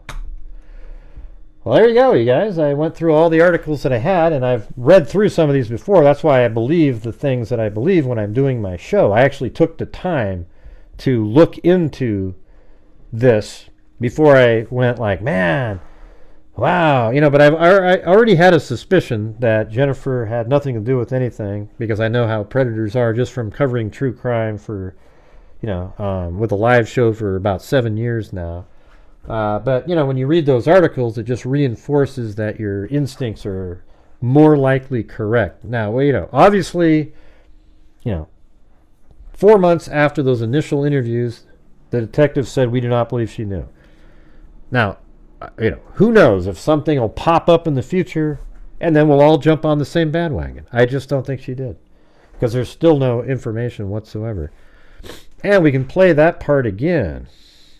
Where is that? Right here. I'm going to play these portions, and when you listen to these, hopefully it means something.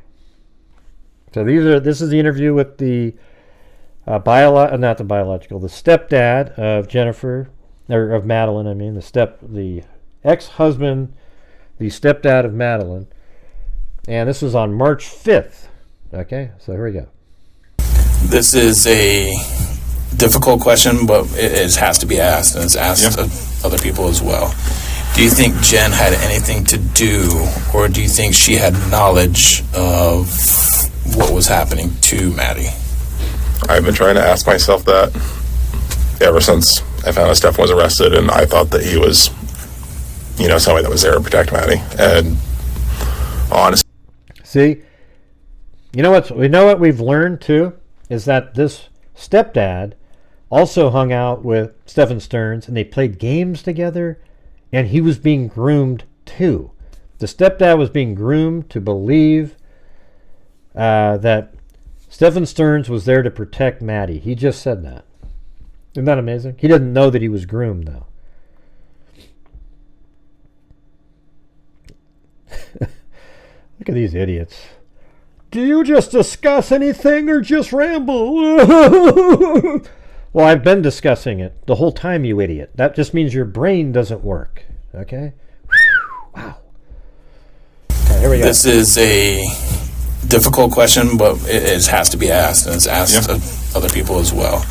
Do you think Jen had anything to do, or do you think she had knowledge of what was happening to Maddie? I've been trying to ask myself that ever since I found out Steph was arrested, and I thought that he was, somebody that was there to protect Maddie. And honestly, I think she could have made enough, I don't say stupid decisions, but wrong decisions with timing meds and things like that, that this kind of stuff could have happened. But I don't think there's any way she would have deliberately known, or if she had known, wouldn't have tried to get her out, of that situation. Like, she has family she can go to. She has friends like me and other places that she knows she can go to another state to escape someone. I felt like if she really felt like she was a danger, she would have gotten out. Yeah. And that was the first part. Now we're going to the next one. He says more about it. She kind of seems a little muted most days. A lot's happened to her. A lot of things have happened to her. That's been hard that'd be hard for anybody to live with. And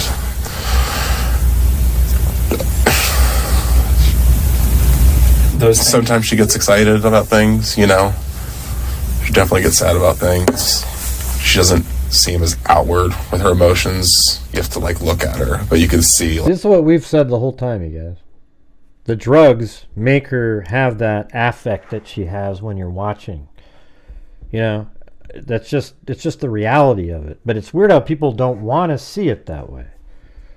Inside, inside, she's torn. Here's what I think the biggest issue in this whole case is the fact that it comes down to Jennifer having mental problems that apparently were so severe that it broke these two people up.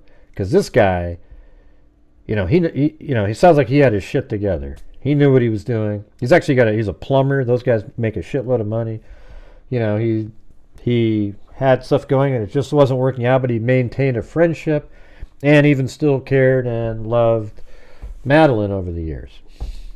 And it sucks that didn't work out, but sometimes it just doesn't work out, if it was so severe, and so eventually it broke him apart and he left, and I think he had his own child also to be concerned about, and probably just didn't want that, to affect his own kid. I don't know how that, we don't know how that all played out.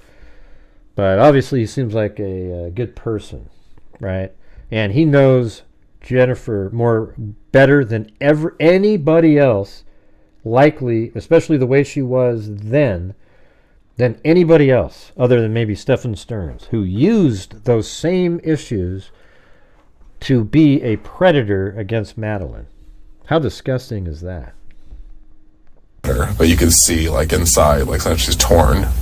and she's damaged, but the medications make it so you can't see it. And like, she doesn't show it as much as like another person would sometimes, but like when you know her, you can see it inside of her. You can see how destroyed she is. You can see how anxious she is. You know, she sometimes looks calm, and it's just one of those things, like once you know somebody for so long, like you can tell some stuff about them. But Do you think her reactions have been genuine? I think so. I think she's just like really medicating herself right now to get through it, and therefore she's really seeming really numb right now. But yeah, I keep seeing her break down and how sad she's been, and I feel it's legitimate, but I don't know if it's my own. Yeah, so then he says that part, and that's where the people that don't like Jen, see, he doesn't know, he's not an expert. Yeah, it's just It's my own personal involvement with Maddie and my love for her, that I don't think anybody else of that could have that capability of not loving Maddie. You know, maybe it's my own naivety, but my heart doesn't tell me that. But again, not a professional. right. And so he was saying this on March 5th. So even that last comment probably kept the door open for the detectives a little bit more. Like, okay, yeah, you're not an expert. That's just what your heart's telling. You know, we think that she is involved. So let's keep digging. Let's dig for the next 4 months. And what we get out of that is... My investigation in the narrative, it did not appear to be that way, that they were working together. Okay. Because I will tell you this, we have spent months, thousands of hours, literally going line by line through his phone and her phone, and there is nothing to suggest that theory, that they were working together. Could they be working independent? Well, Stefan was working independent. He was. I can tell you that, yes. Okay, so he was involved in the criminal enterprise. Yeah. So the dad didn't want to hear what he was hearing right now, because he started off by saying, we know that Jen killed her and blah, blah, blah, blah, blah. He didn't know jack shit. They tried to get Stefan to say that she did. Hey, thanks, Linda. Well, I don't want to say criminal enterprise, but the stuff that was found on his phone pretty much painted the picture of the whole case. Okay. I'm probably gonna make a video with these exact clips on it. Any reason to believe that Jennifer was aware or not aware of this going on? We don't believe she was aware. Can I get a boom? I mean, that is that you're talking about 4 months of digging deep, probably even interviewing if Stefan Stearns would or not, everybody that they knew, looking at all of their digital information, and they found nothing. And that still doesn't mean anything for the lynch mob. Believe that Jennifer was aware or not aware of this going on? We don't believe she was aware. Now the dad's dumbfounded. Anything prior to that with anybody else? From Stefan or Yeah, Stefan, yeah. Not that we know of. Yeah, you definitely have voyeuristic moments, right? Because if you had interviewed Chase or eventually the roommate that was living there, you probably would have found out that there were I mean, doesn't it prove to you guys that that's a true story, that Stefan Stearns was filming a roommate and loading it up to a server when we didn't even know that eventually in this case that they find out that Stefan Stearns filming the roommate of Jennifer underneath the door doing the exact same thing?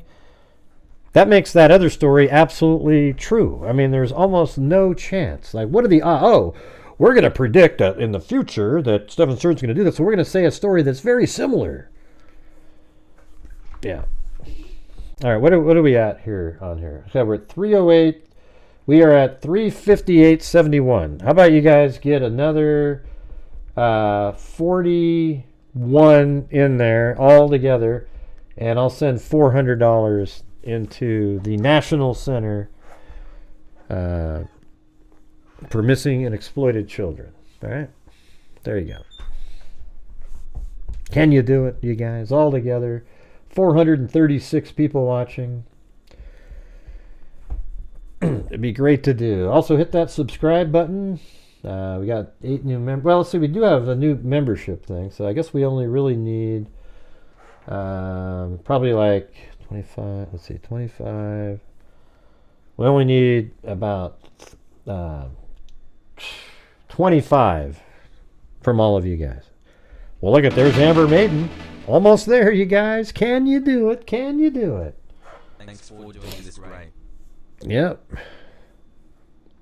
And by the way, do you guys feel like this was a useful show tonight? Might not be the longest show in the world, but did you feel like it was useful? I felt like somebody had to actually go out there and show you what the predators do, including grooming the parents and the parent. And I think if you actually look at this, Stephen Stearns did all those things. Hey, thanks, Poppy. Very cool, very cool. Thanks for the info, great. Oh, and Fergie family. All right. Awesome. So what are we at? 25. Very useful. Very cool, very cool. All right, so I'm going to send in, we're at 359 on here, plus 25. I think I'll send in, we'll do the 400. You guys ready? Not a gray. I know. I'm going to make a video, Zozo. But let's think of things that we can add to it. You know, some of the other comments somebody made or something. I don't know. I think Jennifer has probably made comments that would make you think it's similar. Like, oh, hey, thanks, Kimmers one. You know what? Screw it. I'm going to send in 500 regardless. We didn't get the 500, but I'm going to do it. I like having those round numbers. All right, let's do it. I don't know if Nick Mac, I might have to go get my wallet or something. Oh, there, I have it right here. There you go. All right, let's see. Let's do it. At one time, got to make sure that's clicked. Other 500 smackers to Nick Mac. Oh yeah, there he goes. Dedication. I'm just going to put down here, in memory of Madeline. This other stuff doesn't really, there's no emails or anything. There we go. Will they let me go? How do I have to fill this out? I'll put the mother's name, I guess. Wait, what's honoree? Oh, the actual person. Okay. I'm just going to put my email in there. Wait, recipient's first name. What does that mean? Oh, recipient's email. I'll just put myself here. Alright. That should be good, right? There we go. Hey, thanks, Stacy. Okay. Is this gonna be... Alright, I gotta fill all this out. You'll see it though. I'll show the receipt that comes in.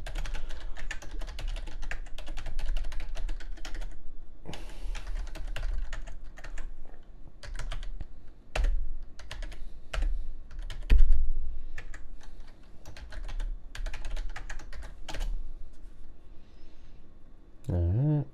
Would you like to receive a free Nick Mac tote bag? Probably not. Just save the money.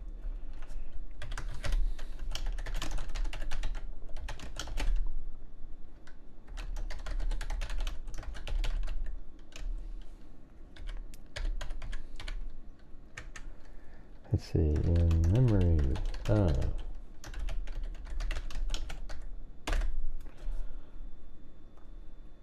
Oh, cool.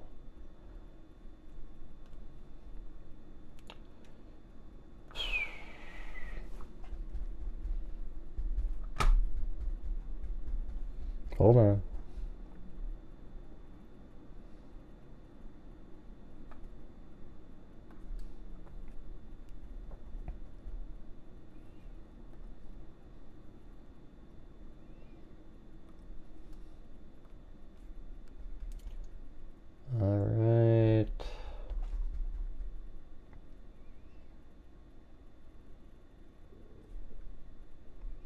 There you go. So right here on the screen, it says amount 500, frequency one time, in honor of Madeline Soto.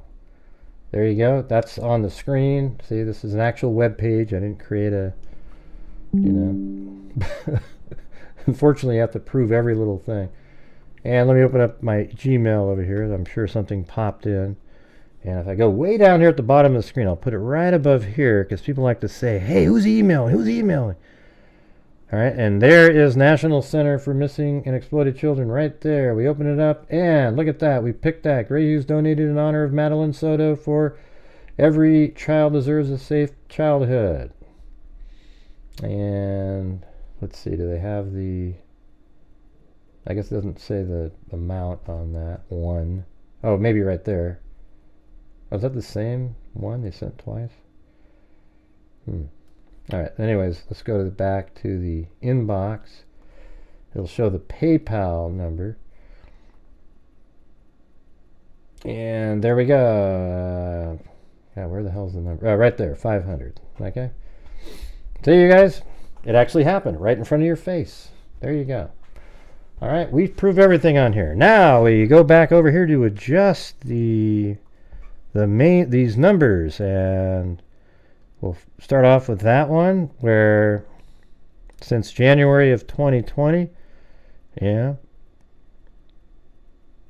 the grand total make that 213,315. There we go. And then the current year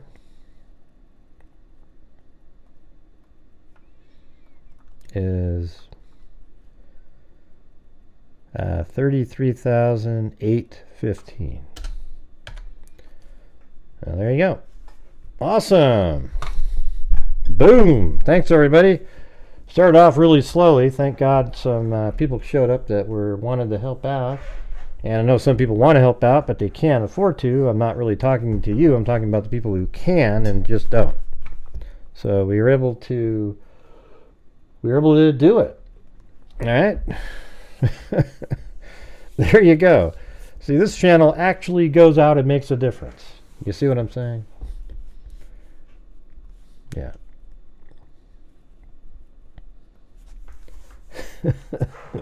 No. Suck on that, trolls. Yeah. All right.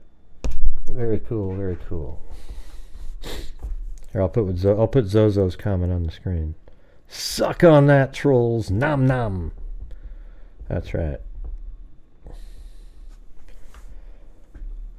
All right. Well, anyways, what are you guys' thoughts? Don't you feel like we're on the right path here? I mean, you got to always leave the door open, you know, if the investigation shows something else. But, you know, based on everything we've read and heard and seen, I don't see anything that points directly. You know, you could have things like, well, she sent him up to bed. Well, that's the thing. If you listen carefully to what we were saying tonight, I bet you anything that it was Stephen Stearns who originally suggested the sleepovers, the slumber parties, you know, those types of things. How much you want to bet? Hey, thanks, Penny Gaylord. Yeah, exactly. The prime candidate. And also, let me just say thanks again to the people over on, I think it was, yeah, it was Paulette, Catherine, Kathleen, and Kathy on PayPal. Then we also had a Deborah Cash App, a Shamerica, and Lilacs. Don't I know you? Let's see.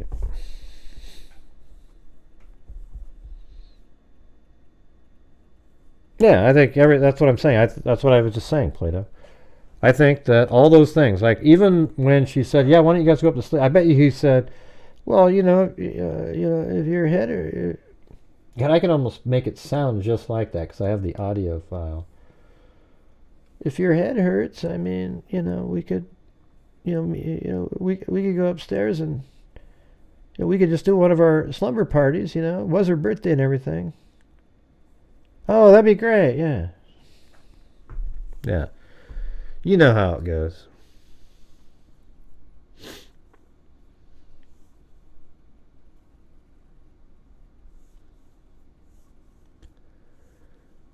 Huh. Wow. That was just amazing. I just watched this goal by the Timbers. It was just incredible. That sounded pretty similar, didn't it? Yeah. Wow. That was incredible. Like a free kick to hit the underneath the bottom crossbar and goes in. Unbelievable. Nuts. All right, it was a tie game, 3-3, but pretty sweet. Hey, thank you, Agagaga. Right, yeah. Well, I think I'm going to make a video, but don't you think we should put some of the stuff in that Jennifer was saying? Because she was saying exactly that stuff, like, God, I trusted him. I didn't realize, and it's like that needs to be in there too. I think we need to find some of that. But I think I could narrate it plus put those clips in there. It definitely needs to be out there.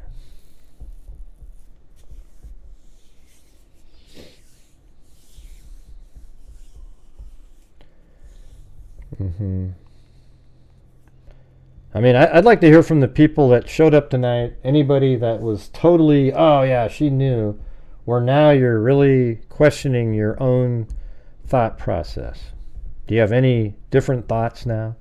I noticed that a lot of the freaks that always think that, they're not commenting in here tonight,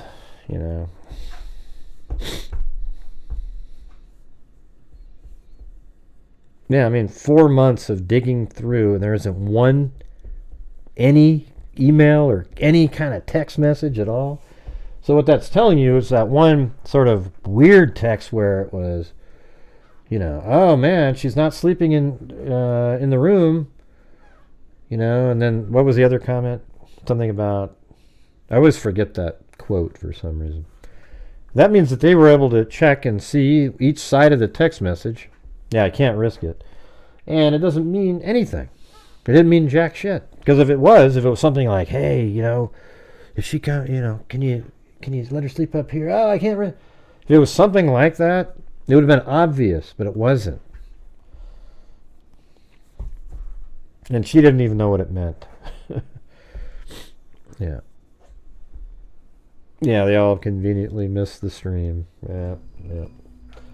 I guess that's just the way it is, you guys. The way it is. Okay, let's see where we're at here. I was getting close to 147 on the sub count.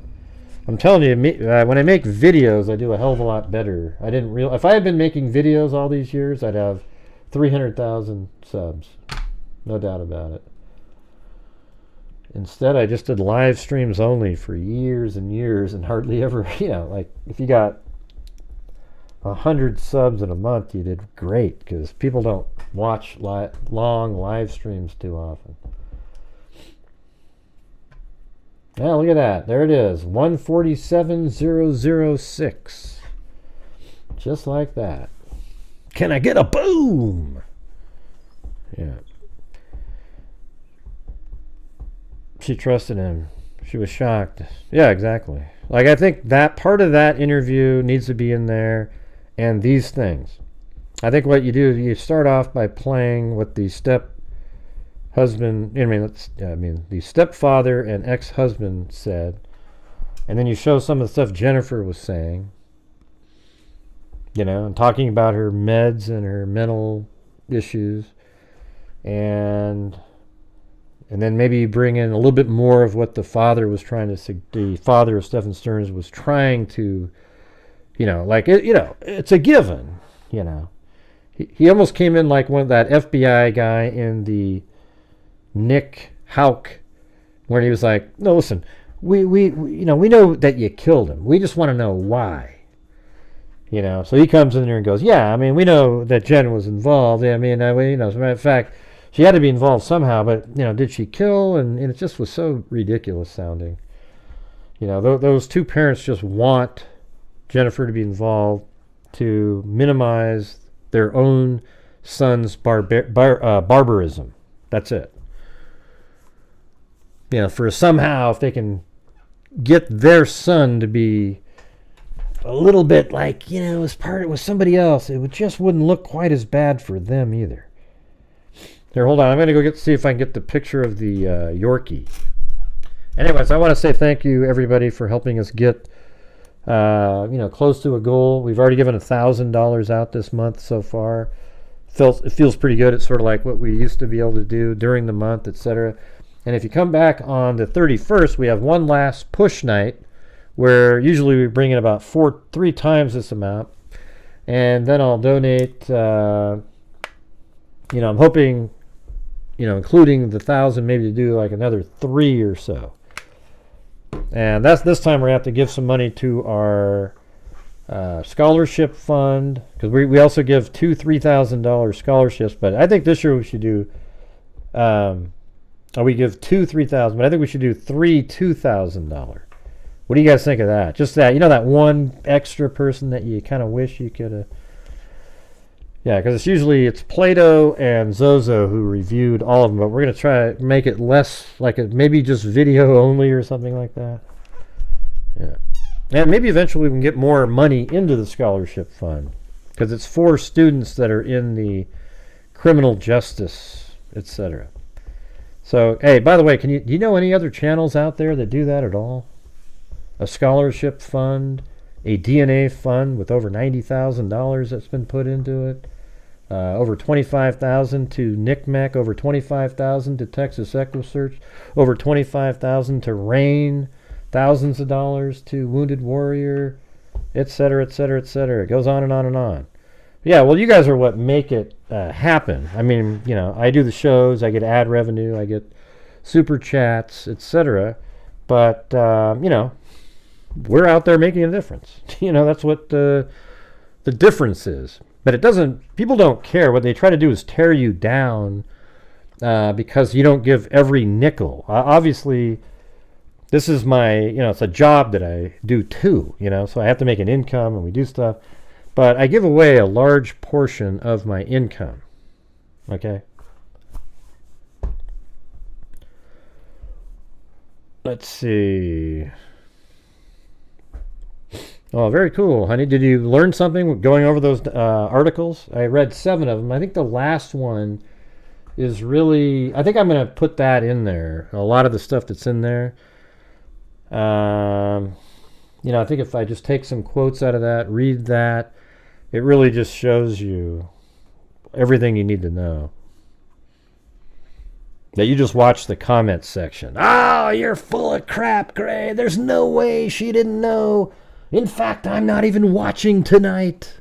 Yeah. All right. Well, anyways, I think that's going to do it for me tonight. I might jump over on. I know it's kind of late. I was thinking of maybe going over on my other channel. I have a political channel out there that, if you're a Democrat, you probably wouldn't like too much, but. Yeah, I try to keep it away from my true crime channel. Let's see. And Chris said he must have imagined that after he said that.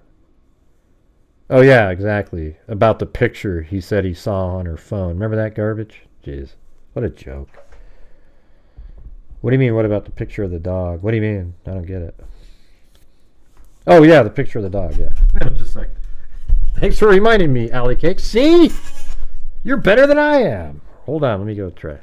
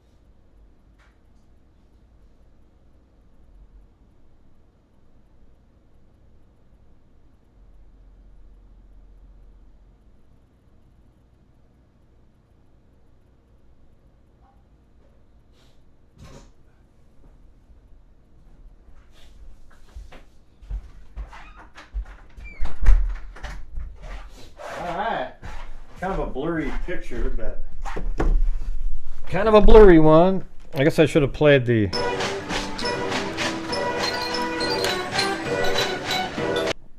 Alright, let's see. Well, not that song. I meant to play... You know, I haven't played this in a long time. That sound effect. I like that one.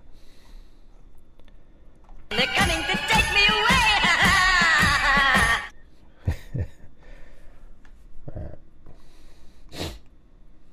All right, guys, here we go. It's kind of a blurry picture on a screen, but you can't see it. No. Right there, huh? Yee! Look at that one, huh? Oh yeah, Chloe was gonna love that one. I guess we'll have to come up with a name. Maybe it already has one though. It kind of looks already like Chloe in the face. You see that certain look there? Oh yeah. All right. We might have this on Tuesday. We'll have to see. I think it's a female. It's 5 months old at this point.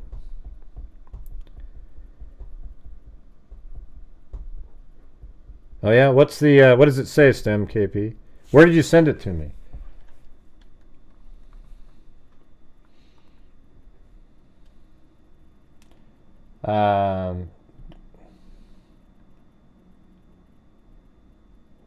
They say that I contacted them? Yeah. Okay, okay, we're going to stay on now. We got to read this. Hold on a second. Thank you. And by the way, STEM KB, he's the shit, man. He always finds awesome stuff. In fact, he's the one that originally came up with the telegram that we both verified that had the same timestamp, so then we knew it was the OTC time, or whatever the term is. I forgot the letters for some reason. All right, let's see it, man. He just sent me the Kylie Rodney. So you sent a lot of stuff. Okay. Reviewed. And you can see faint tracks driving. That settles the... Well, they did. I hope they looked at the fire camera, though. Oh, yeah? Sweet. All right, let's see.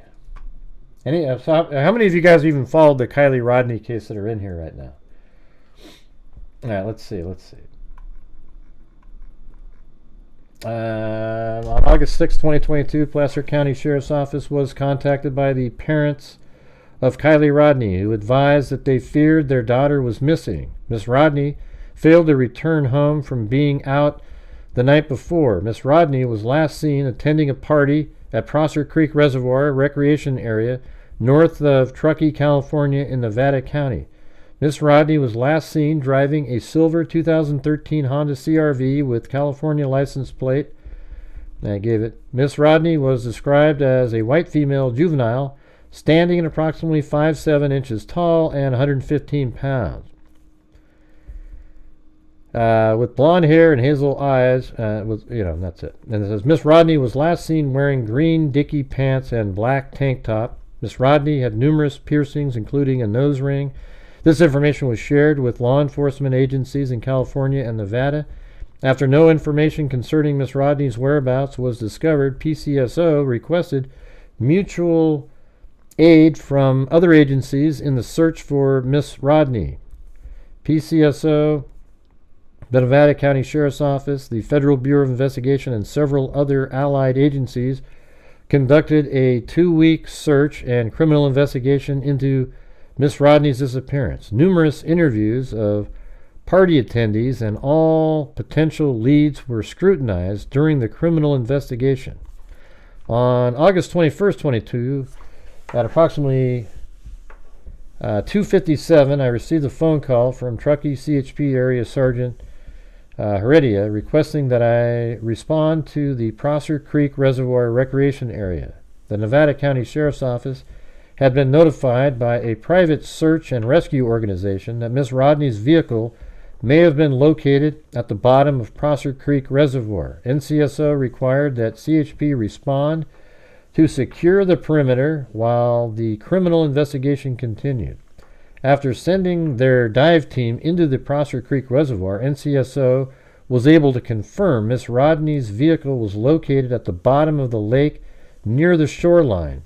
There was also a body matching Miss Rodney's description located within the vehicle, and both the vehicle and the body were recovered. On August 23, 2022, an autopsy was performed on the body, confirming the identity of Miss Rodney. Following the criminal investigation into Miss Rodney's disappearance and death, NCSO determined that based on the evidence, there was no criminal involvement in Miss Rodney's death. So eat it, troll wackos. At this time, the CHP began to investigate the fatal traffic collision. All time, speeds, and measurements are approximate. All measurements were taken by the CHP Valley Division Multidisciplinary Accident Investigation Team. Believe it or not, there's been people looking into this still, these idiot YouTubers out there.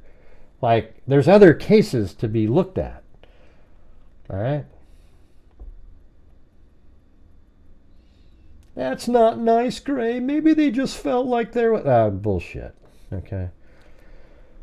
This collision occurred on August 6, 2022 at approximately 12:32. Exactly that time. So we actually have video of a fire camera at night that I did an overlay video for, and it showed the car going into the water, floating, and then sinking exactly where this is at exactly that time, 12:32. In fact, what we could do is, just for people that haven't seen it, it's probably one of the best videos I've ever made.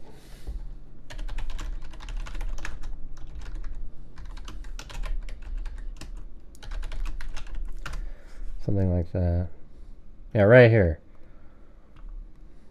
If you look around, and this is just everything one of is them. Inspiration. My best friends and I own Pirate Worldwide. We're on a mission to discover.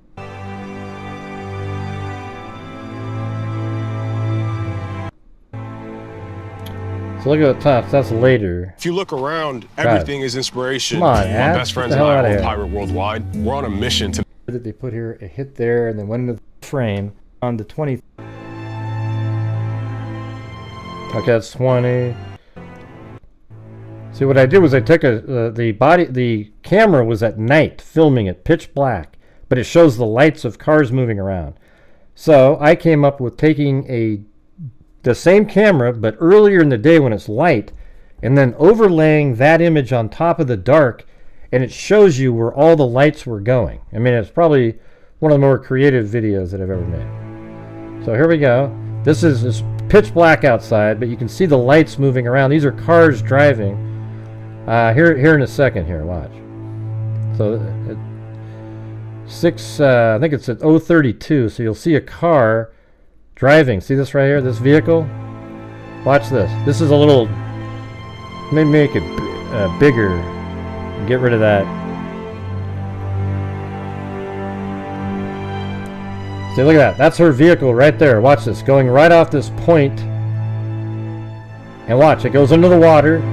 Right there. Look what time it is. It went into the water at like 32, so. And look at it. It goes. It's in the water floating. Floating. It's getting less bright.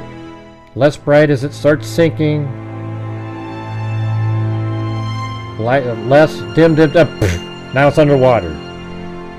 And that was Kylie Rodney's last moments. Right? Really crazy shit, really. You know what's amazing? The media and news never played that. I mean, absolutely incredibly significant. Isn't that amazing? I mean, it's unbelievable. So it says, let's see. The collision occurred on the shoreline. Let me see what it says. The recreational area is operated and maintained by the Tahoe National Forest Service. This collision occurred on the shoreline of Prosser Creek Reservoir on a small peninsula. I just showed you the peninsula. Located south of Prosser Family Campground. There are several dirt roads that allow vehicles to access the shoreline of Prosser Creek Reservoir. Miss Rodney was traveling on the trail that headed east towards the reservoir. The trail terminates into an expansive open area that slopes downward towards the shoreline. This is exactly what we just showed you on the video. Upon inspecting the scene of the collision, there were no rocks, trees, limbs, or other forest debris located on or near the trail that would constitute a hazard. Refer to factual diagram for further information.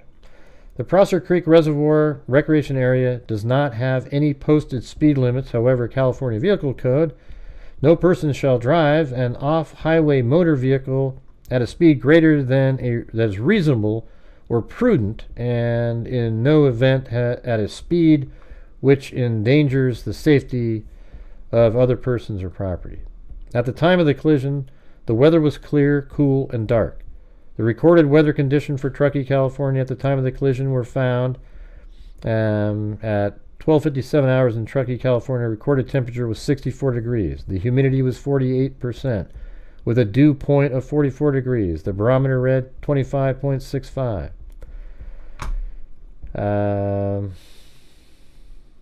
I don't know. I mean, what's in here that's, there's intoxication going on. I don't know if I want to go through this whole thing. That's it, though. I mean, basically what we just found out was her final moments. Yeah, I don't know who found it, but I saw somebody talking about it, and they didn't know what to do with it. They were like, hey, you guys, look, this is around that time. And I just went really quickly out and found the, I could see where the website was and found it. And then they actually turned it off after a while. It's crazy. Now there's another report. I don't know. Let's see.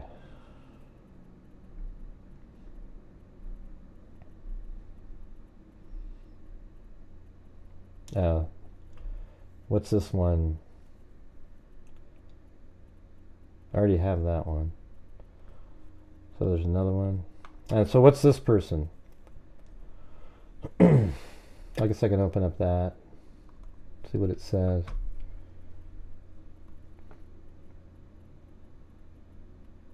Yeah, I mean, so I can even show you if I go to Kylie Rodney here. Yeah, right there, turn it on, go to the area, I'll show you. I mean, we just had this absolutely nailed. I was the one that found the location of where the car went into the water after, see, there was, oh yeah, that's when that YouTuber copied my work. That was good stuff. What a joke. Yeah, so I showed where the vehicle went into the water because the Adventures with Purpose was right there. Let me get this.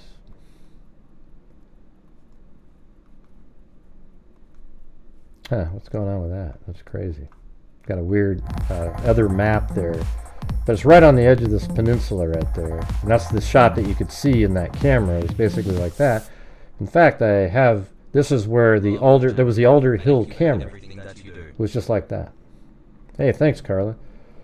So that was the camera shot that was filming the vehicle drive right off this point and go into the water.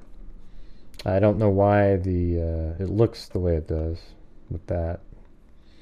Let me save this and then go shut it down and then open it back up again.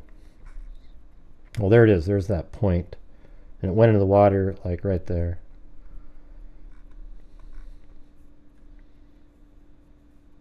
Tire tracks. Yeah, I mean, basically, it just proves exactly. That's pretty sweet, this thermal one. You can see the tracks there. It just proves what we were saying the whole time. But I'm more interested in, it says conspiracy, this Streb KB, he said, conspiracy theorists are mad. They say you contacted CHP. Really? You have a link to that? Let me hear this. The Action Investigate software allowed for a frame-by-frame analysis with a still image of the daytime video overlaid on the nighttime video. Gray's video? So Gray Hughes is the one that contacted them. I didn't or maybe contact they used the same. Yeah, so at least you had somebody on there that was... Where is that one? Video analysis. Hold on. There it is. Let's see. So it's right here. Let me read this. Kylie Rodney and the Honda were located within the Prosser Creek Reservoir on August 21st, 2022. The Honda was estimated to be approximately 60 feet from the August 6, 2022 shoreline at a location south of Prosser Family Campground and near a dirt road. Let's see. The first video was provided to MAIT by CHP Truckee Area Office and was a time-lapse video from the Alert Wildlife website. The second video was aerial footage recorded by CHP Valley Division Air Operations personnel involved in the initial search of the Prosser Creek Reservoir. The Alert Wildlife website provides numerous web camera feeds that monitor the Tahoe Basin area. The web camera that recorded the video of interest was titled Tahoe Donner. Yep, that's the one. Using the tools on the Alert Wildlife website, the location of the camera was determined to be approximately 6.72 miles west. Here, let's just see what I have on that little line that I've got. This is pretty amazing. Oh, Jesus. These people, I tell you. That gray guy, he's the one that told him, that bastard. Oh, Jesus. People suck. You know that? Let's see.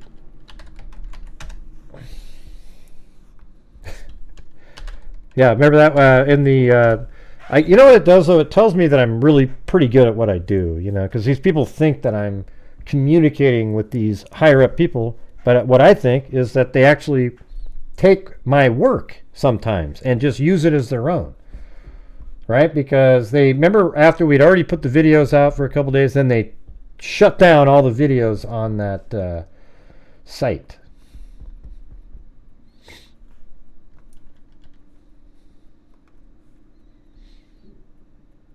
All right, let's see. That one line that I just drew from the camera right here, the Alder Hill, I guess that's a different one than what they use. That one is 2.46 miles, but I remember there was another camera. That's right. So there was a second camera. There it is, the Tahoe Donner area right there. So let's see if I take, that's the other camera location. So if I go right from there and to here, let's see what that says.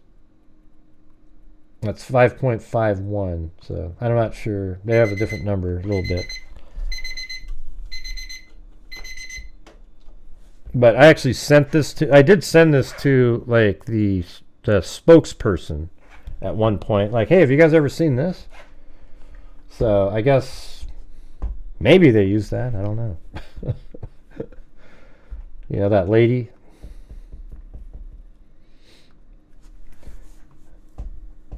Yeah, yeah, so it's way over there, exactly. Let's see. Let's see how close this is to what they have. So I can see, not that one, this one right here. Yeah, that's one. So they got this. They appear to have it.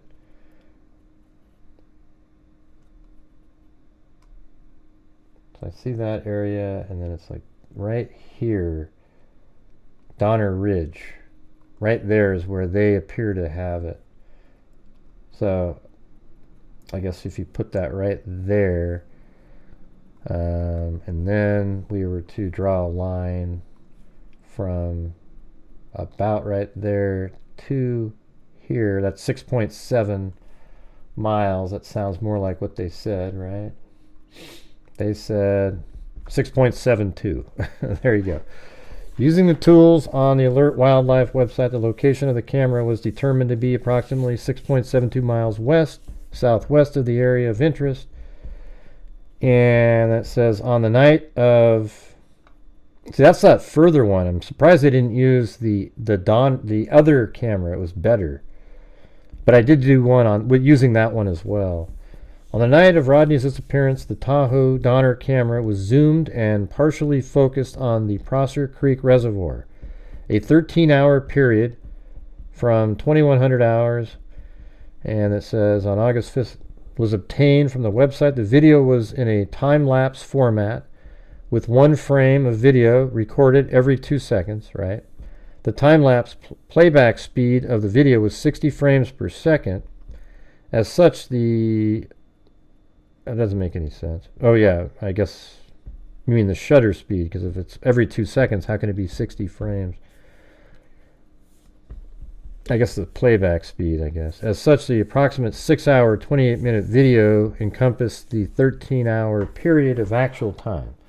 The camera field of view remained constant, but the quality of visibility differed from day to night. The following are daytime and nighttime examples. See, they just used exactly what I did. They take the nighttime and they use a daylight, and you can see where the location is. The presence of vehicle lights was visible during the nighttime hours, which showed the travel of the vehicle. Does anybody out here not think that they saw what I did? Anybody? I mean, this is literally identical. And I already put these videos out like within the same day that these were discovered. The Axon investigation software allowed for a frame-by-frame analysis with still image of the daytime video overlaid on the nighttime video. Give me a break, man. Yeah, Jesus. I mean, that was like a really creative thought at the time. That's ridiculous. Look at that. With the still image of the daytime video overlaid on the nighttime video. And look at, they used a still image just like I did. I put a still image over the top. That's actually pretty funny. Unreal. Anyways, I'll take a look at that some other time. Let's see what they said here again. I just want to see what they said. Add that to your investigation. Start a new investigation and include that one in it. The Action Investigate software allowed for a frame-by-frame analysis with a still image of the daytime video overlaid on the nighttime video. So Gray's video? So Yeah. Grant Hughes is the one that contacted them. I did send Or it to maybe them. they They didn't used the say same- they got it. Same software? No. Yikes. No, because doing an overlay, I can do it. It's not. Oh yeah, you're so good. Yeah, I'm sure. Anybody can do it. It's not hard, you know. I mean, yeah, you could have done The it. following is an example of the daytime video frame. See how every Tom, Dick, and Harry creates a YouTube channel? It's amazing. Wow. Wowzer. Finally caught alive. Hey, cool. It's just amazing. Anybody could have done that. Yeah, you know what? But nobody would have thought of it. That's the difference. You know, it's like, okay, because I've done this before, so I thought, okay, let's take the daylight, and use the exact same frame capture. If you don't, it's off. So you got to use exactly the same thing. And I just slid it over the top, and now you could see it. And that's exactly what law enforcement did, because they saw. I actually sent the video to one of the. I did send it to the communications lady. And I wouldn't be surprised. I just think it sucks that they don't say, hey, man, we really like what you did. Appreciate that. We're going to use that. You know, I don't like that part of it, you know. Some agencies do that. Like, they'll actually let you know if you helped out or something, but they're not going to do that. Anyways. Hey, it was good to see people showing up in here from the docket or plunder, whatever. We're the ones putting the money out there for the the videos and audio out there. I think we spent $3,600 a piece. I mean, not a piece, but total. It's a lot. So anyways, that's going to do it. We got to get a little update there on the Kylie Rodney. Sounds like we just absolutely nailed it. That's why we haven't covered it since then, because that is the answer. You know, there's not like another story to be told. There's a lot of people that want there to be more, so they can keep creating content based on that. But anyways, thanks to Justin Oki, Tracy Harrison Sass, True Crime Nut, Karen, Julie Cole, Tito, Tito 27 months, then Laura W, NG. I think the odds of this live stream being monetized is 0. Okay, I think it's a legitimate live stream, but the topic and what the words that you have to use when you're talking about it make it, there's no chance. Okay. So NG, Raw Time Now, Yorkshire Tea, Ginger Snaps. Raw Time Now, Donna Buchanan, Sunshine County Chickens, Michelle H, 14 months. Raw Time Now, Ozzy Trisha coming through with Donna Buchanan, big. 2 in a row there, Cat Eyes, then Linda Howe, Joanne Allen, Zozo, Ivan Victor, 12 months, KK, Michelle H, Plato, Ivan Victor, then Karen, then Pink Diamond, Jake P, Karen, gifted 5 memberships, Shelly Rock Girl Media, Amy Lemoyne, then Brown Eyed Girl with the cat eye there, so we had 3 of those. And then, I don't know if it's Gree or Gray, Grei, new member, then Lily, then Grei gifted a membership, Michelle H, Poppy, Linda, Amber Maiden, Poppy, then Fergie Family, then Kimmers 1, Lily, Stacy M, Jordan Jarding, Penny Gaylord, Ag A Gaga, Carla, and Big Girl for Life. There you go. And then I mentioned all the other people on PayPal and Cash App and stuff a few minutes ago. Anyways, thank you guys very much. I appreciate it. I don't know if I'm going to have time to go on the other channel. It's kind of late. Maybe, though. Maybe I'll go over there for like 45 minutes or something. But anyways, thanks everybody for being here. We'll see you guys later. And Ben, thanks everybody for reaching the goal. We were able to send, if you got here late, we sent $500 to the National Center for Missing and Exploited Children in memory of Madeline Soto. Okay, so thank you for always being there and helping make a difference. We started off really slow, but the freaks kicked in, man, and even some new freaks. It was good. All right, so thank you, and we've already given thousands. I think we've donated since this time other donations in her name. So we've probably given Nick Mac probably, I don't know, 1,000, 1,500, maybe 2,000 over the last 6 or 7 months in her name. So that was just another 500. But I hope that tonight's show opened the eyes and ears to some of the people who just absolutely just keep blaming Jennifer over and over and over and over and over and over again. And maybe it allowed them to see a completely different side and how these guys operate. And I think if anybody actually took the time to watch this, that was one of the Jennifer haters out there, they might have, well, I mean, I wouldn't call you a hater, just somebody who just can't believe she didn't have something to do with it. I think you might change your mind just by watching this show. Okay, so thank you again, everybody. Oh, by the way, I am actually here. I mean, I'm let's see, where is it? I guess I'm not here. I don't exist. Oh, there I am. I'm way down low, but I'm at the top of the screen there.